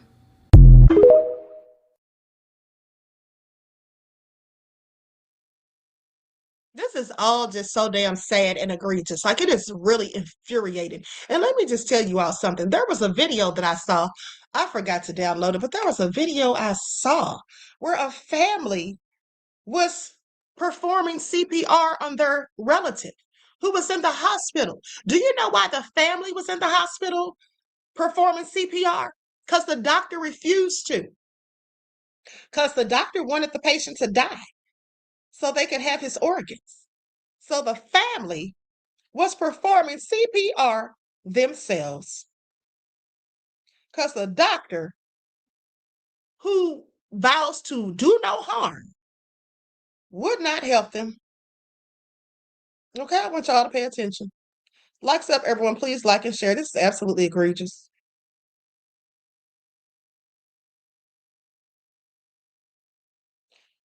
This is all so crazy. Hold on, beloveds. Yeah, this is the video right here. I thought I had it. Hold on. I'm going to send this to my email. This is crazy. I mean, the fact that people are so callous, so inhumane. And some of these nurses, these Karens, because that's who they are. You never see nurses who look like me doing this. You see these Karens doing it. And these Karens, you can tell they have no empathy and sympathy for these people. They're sitting there talking trash, going in on the family. Here's the thing. Now, the lady who said she works in healthcare, she said that some of these minorities are afraid to ask questions. Well, here's the thing. I don't think it's that they're afraid to ask questions. I think that it's more so when they start to question things, then the hospital tends to call the police on them. They go and get security first. And then if that doesn't, stop them from questioning things, then they go and call the police. We've seen it 1,000 times. That's what they'll do. They'll call the police to get you removed out of the hospital. Okay, to make sure you're not in the room so they can do whatever the hell they want to your loved one. This is what they do. Okay, this is what they do. Also egregious. Likes up, everyone. Please like and share. Thank you in advance. Now I'm going to go to this video where you'll see these people, poor people, performing CPR, desperately trying to save their loved one. This don't make no darn sense at all. We're in the hospital right now. Dr. Herman is outside, and Dr. Justin McCool have decided to put something in Terrence's IV to kill him. He's been fine, he's stable. The moment that we got ready to get him out of here and transfer him, they interfered. And as soon as we got the medical records to give over to the doctors, they came and had somebody come in here and put something in his line. Dr. Justin McCool, Dr. Herman of this hospital, which is Carolina's Medical Center, Atrium here in North Carolina. Right now. I'm telling you what they're doing. You see him right now. His mama's working on him. They out there and they're saying that they're gonna let him die. We asked him to come in and do something about it. They decided not to come in here and do nothing about it. He still got a heartbeat. My son has a heartbeat. They told me that they wanted my son's organs. When they first announced him that he had brain trauma, and I told them that they keep cutting the air off now. They're cutting it off. They're controlling it from the outside. Now they heard cut it back off because they heard me say it. We see what y'all doing out there. We see you. We see you. I promise you, you're going to jail. I promise you, they're trying to kill my son because they want his I'm gonna make sure I'm gonna spit on your bed, on your grandma's grave. All your family got. I'm gonna piss on their grave. I promise you that. And that's live folks. That's Bishop talking. They cut it off. Look, they cut it off. Yeah, it fell. Yeah, they doing it. Are y'all getting this? They're saying we're trespassing. They want me to leave my brother in here with all of them. They just busted here with officers and they're saying we.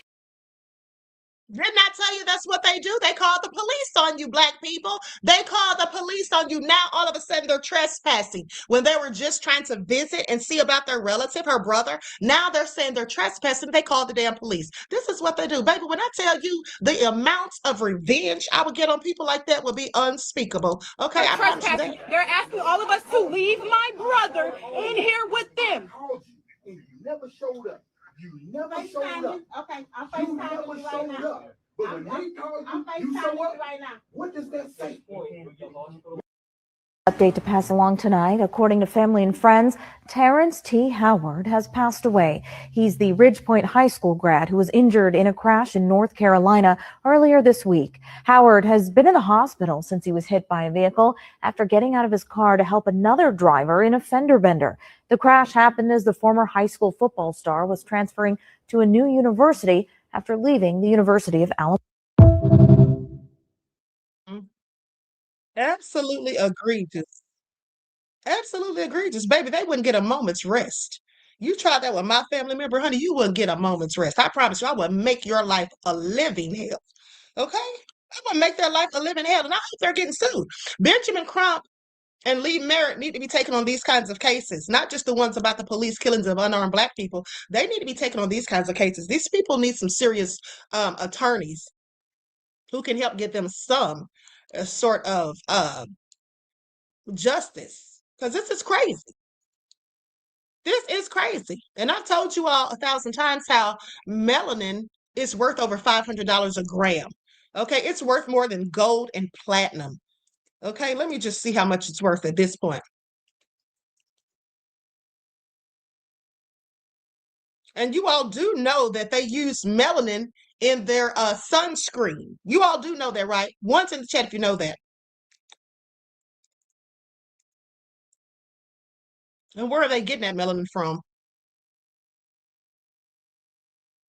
In a laboratory setting, isolated and purified melanin can be worth anywhere from around $350 to $500 per gram, with some sources suggesting prices as high as $450 to $500 per gram.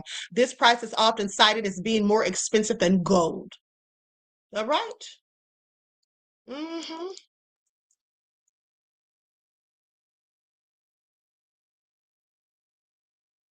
I'm sorry, make it all make sense. These people are just devils. And so with that all being said, yeah, this is just also egregious at the end of the day. But anyway, let's go to this cop who was busted being a whole pervert. Okay. This homicide detective, MPD homicide investigator, gets a $500,000 bond on child sex charges. Low down, dirty devil. Oh, these demons just walking around here cloaked in human flesh.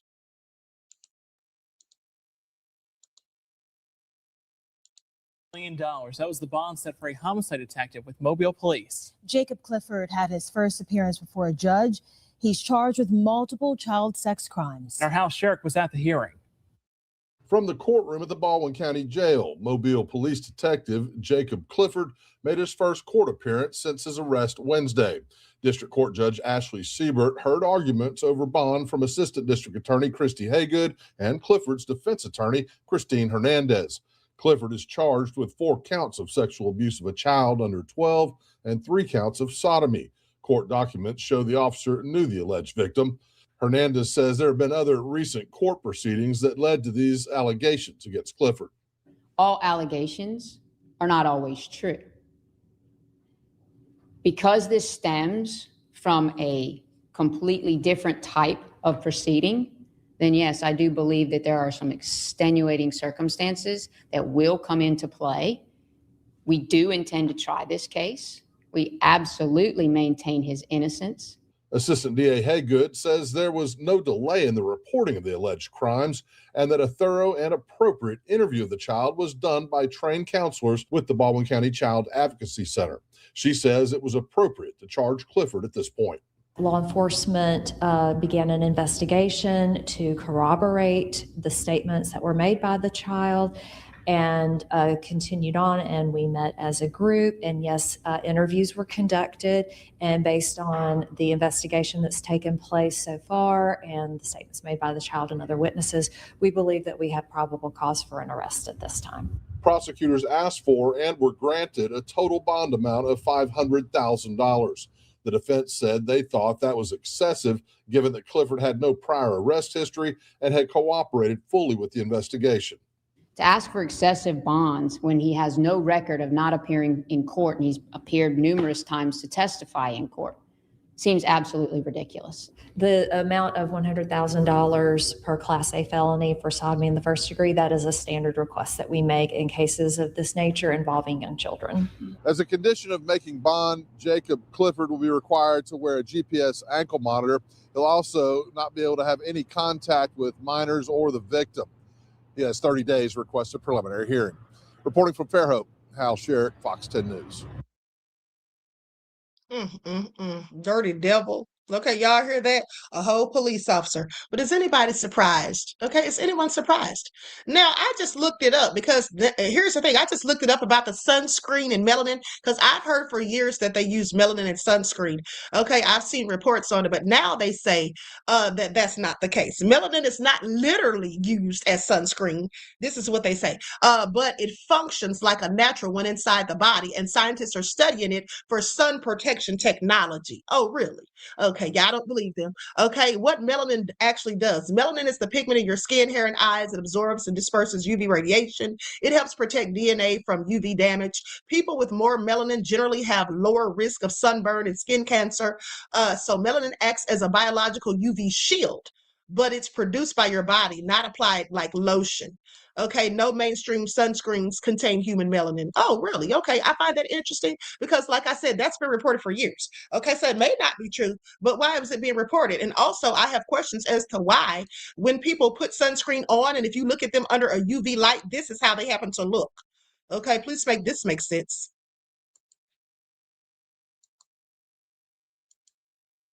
Okay, I have questions. Okay, I have several questions.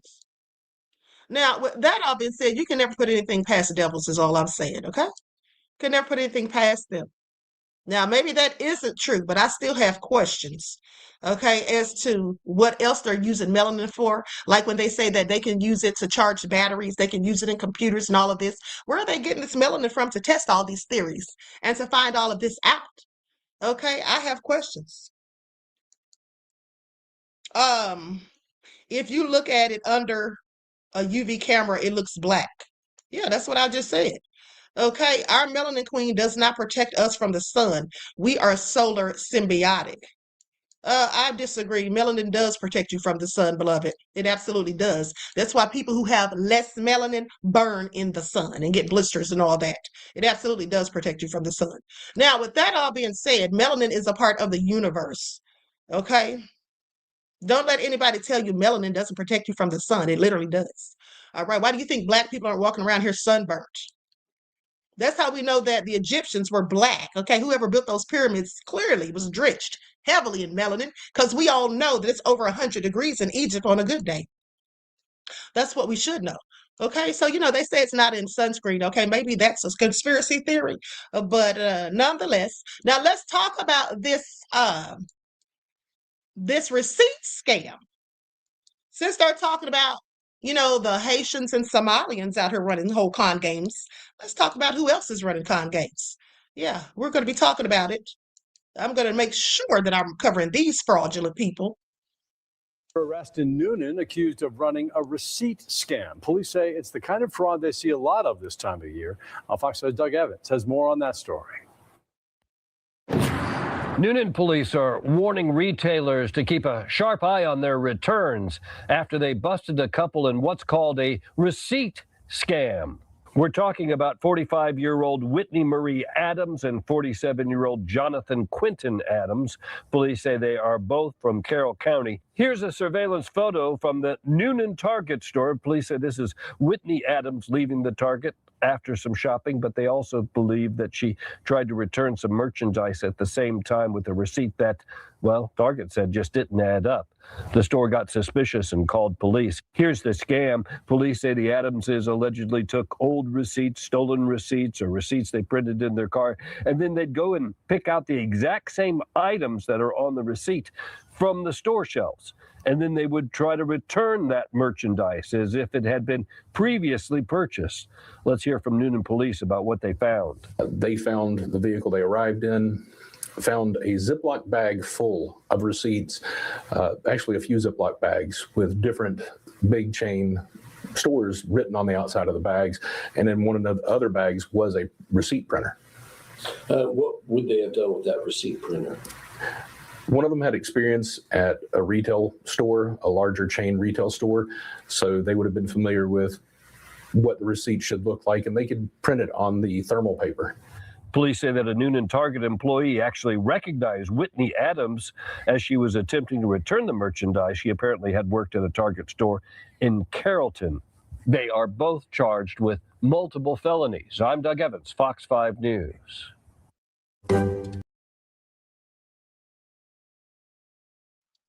These thugs out here just committing one crime after the other, okay? I want y'all to pay attention. Just committing one crime after another. Fraudulent scams and all of that. These things spike during the Christmas season, okay? Adrian said it doesn't protect Black people from the sun. It works with the sun. Girl, please sit down somewhere, okay? Listen. If it works with the sun, doesn't that mean it protects you from the sun? But at the end of the day, it absolutely protects you from the sun. Like, some things are just common sense. Okay, y'all go quit playing with me. Okay, let me just pull up receipts. Do you have receipts? Because I do. All right, because I do. And if I'm wrong, I'll say I'm wrong. Okay, just like I said, they may not put melanin in sunscreen, but I've heard that for years. Now, with that all being said, I'm sorry, ma'am. Melanin protects skin from the sun's ultraviolet rays. These can burn the skin and reduce its elasticity, leading to premature aging. This is why Black people age slow. It's why they say black don't crack. Okay? People tan because sunlight causes the skin to produce more melanin and to darken. All right, now sit down somewhere. If I say that it protects us from the sun, trust and believe 9 times out of 10, I know what I'm talking about, especially when I'm adamant about something. Okay? How do you think it doesn't protect Black people from the sun? Doesn't it make sense to you that that's why white people who have less melanin burn in the sun? Because they have melanin too. They just don't have large amounts of it as we do. Okay, Lord, y'all need to sit down somewhere, honey. Please don't think you're smarter than the queen. Okay? Because you're not. You're just not. Okay? Nobody is, in fact. Nobody is, in fact. Have y'all ever heard that saying? Those of you who think you know everything are so annoying to those of us who actually do. Yeah. All right. Now, with that all being said, y'all know I'm joking. I don't know everything, but I do know a lot. Okay. Now, with that all being said, I know enough to not debate when I don't know what I'm talking about. I'll say that much. And I hate, one of my pet peeves, and you all should know it, is when someone tries to correct me and they don't even know what they're talking about. All right. Now, that all being said, these people are nefarious. Okay, out here stealing people's organs, even the hospitals, the police sitting here putting people out of the hospital, accusing them of being trespassers because they're trying to advocate for their loved ones. Let me tell you what you should do, how you can try to avoid some of these things. Okay? Ha! Adrian said, I'm too much. No, beloved, you are too much. Okay? Now, with that all being said, listen. So here are some of the things you can pay attention to. If you are taken to the hospital by ambulance, or you're taken there, someone takes you, whatever, you should pay attention to the things they're asking you when you first get there. Are they asking you about any type of medicines that you are on previously? Do they ask you if you have the medicines with you? Are they asking you, if you are allergic to any medications? They should be asking you a series of questions. If they're not asking you these questions, you should be very concerned. That should be your first red flag. Okay. And if they're acting like they have some sort of hostility, if they're not warm and welcoming, don't seem like they're being polite or concerned about your problems, you should have questions. Let me tell you all a true story.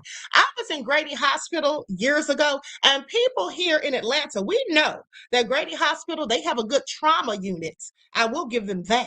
But we also know that Grady Hospital is known for being nefarious. Okay. There's a lady I saw a video of a while ago where she claims that Grady Hospital tried to take somebody out by giving them the wrong medicine. Okay, so there's lots of these hospitals, in my opinion, that are doing these things. But one thing I'll say about Grady is they actually tried to give me the wrong medicine twice. Okay, and I'm not crazy, and I wasn't hallucinating, and I know what I saw, and I know what they did.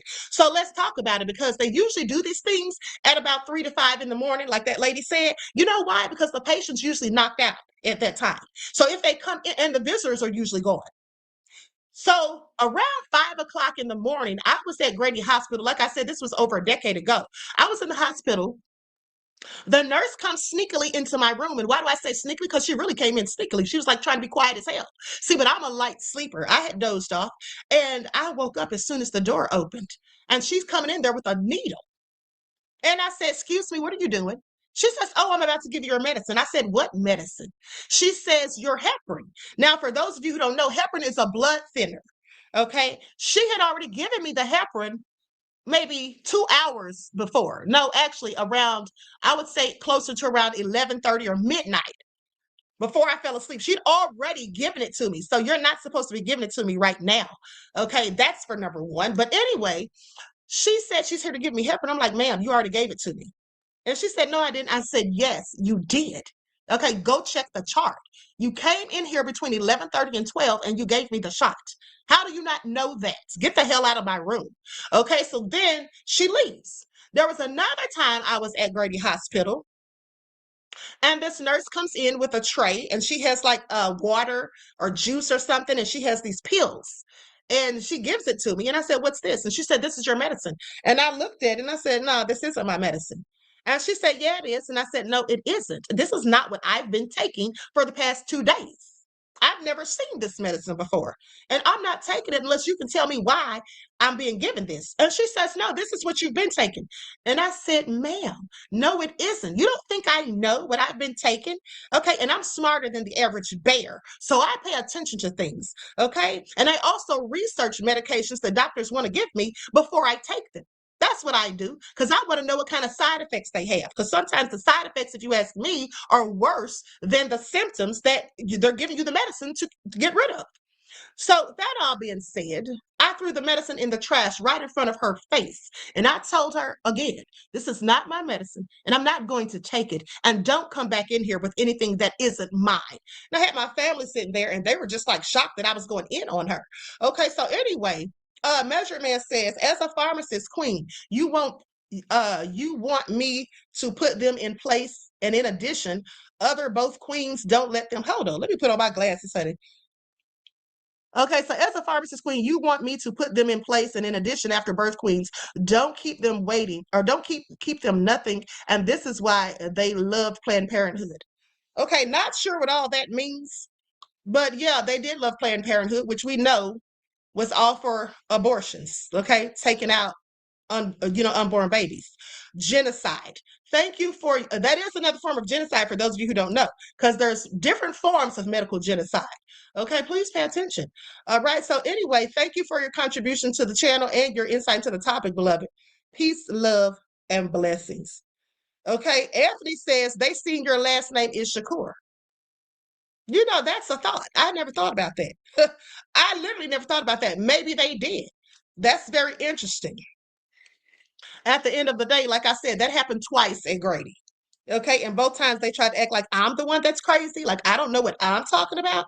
Yeah, wasn't happening. So this is why I'm telling you, you have to be, advocate for yourself and not just let them tell you anything. And don't be afraid ever to ask questions. And if something doesn't look right, then say something about it.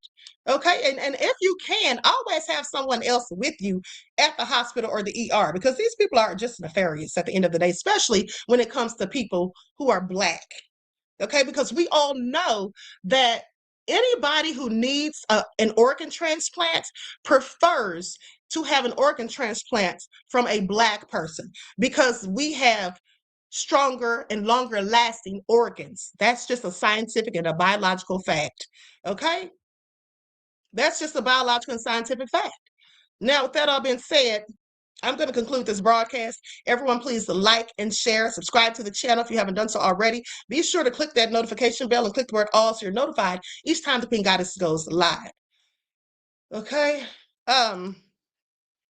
Measure Man says, was saying they keep it and then sell it like Peter Nygaard. They sell our queen's body chemistry after birth. Oh, yes, absolutely. That's what they do. And speaking of Peter Nygaard, listen, this is the man that I told you all about that's so egregious. He and his girlfriend were they were getting stem cell injections and all of this, and he was offering Black women like $500. He's a whole billionaire, mind you. He was only offering them like $500 to get their DNA.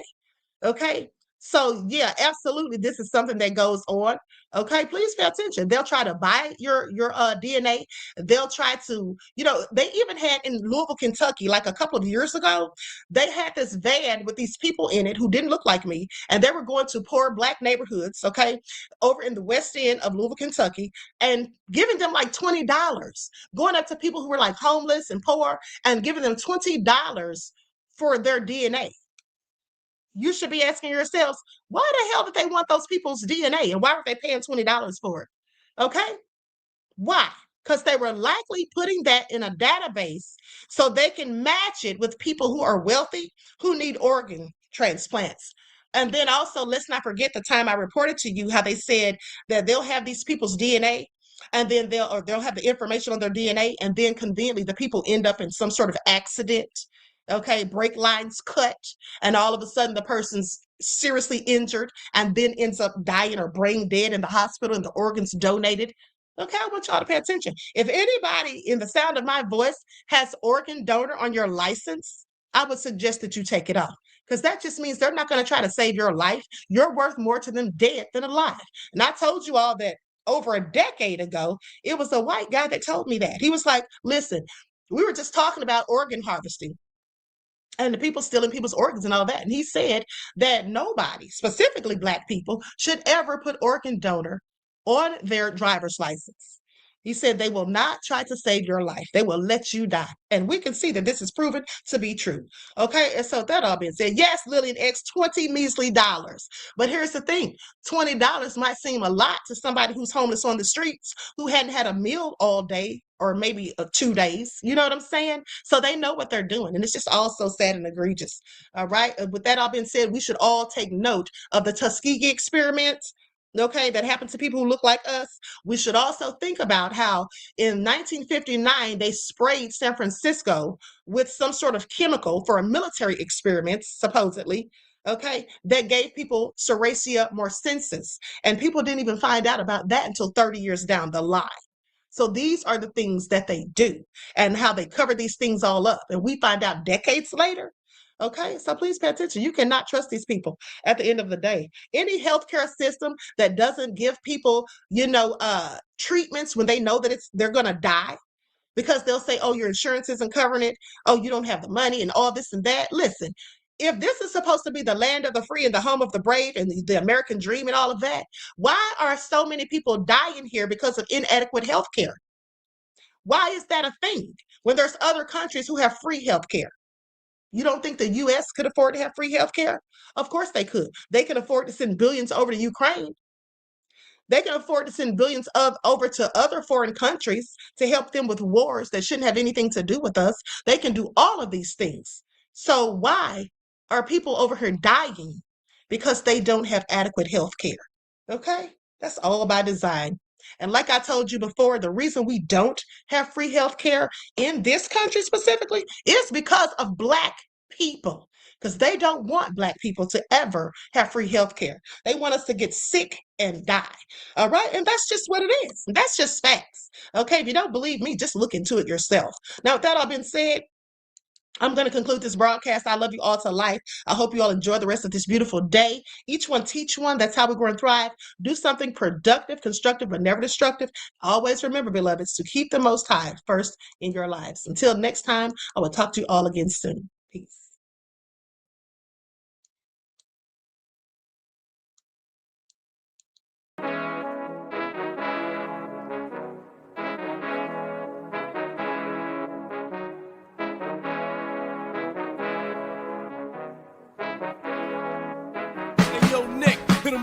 Gold all in my skin, God all in my blood, kings all in my circle. You touch one of mine and you're done. They show no love for the queen. Why you hating on me? Is it cause I'm free and I got Malcolm X in my jeans? I got dreams like King Luther, shed blood like Kunsa. You ain't helping my people, I ain't got nothing to say to ya. I want all the smoke like hookah. Talking reparations, America won't be great until they give us compensation. I'm like, I'm the hottest right now. See a bunch of lames out here trying to jock on my style. They be doing too much. I'm the queen, it's too easy. It's like they all at Popeyes, how they be talking so greasy. I just sit back and laugh while these haters get madder. So nefarious how they don't want my pockets with cheddar. I tell them they can do better. These snakes in the grass can leave a bite on your ass, cause y'all be trusting too fast. I got my foot on the gas, other one on they necks. Dropping receipts on haters, you better show some respect. I'm never facing regrets, we only facing the threats. Running through every challenge like a relay, break no sweat. It's a cold game, so I got that blanket with me. Now that my people awaken, ain't no going to sleep. I do not play by my piece. This time I'm playing for keeps. You talking slick, but when I see you like them ends, we gon' meet. And I got gold all in my skin, God all in my blood, kings all in my circle. You touch one of mine and you done. They show no love for the queen. Why they hating on me? Is it cause I'm free and I got Malcolm X in my jeans and I got gold all in my skin, God all in my blood, kings all in my circle. You touch one of mine and you done. They show no love for the queen. Why they hating on me? Is it cause I'm free and I got Malcolm X in my jeans and I got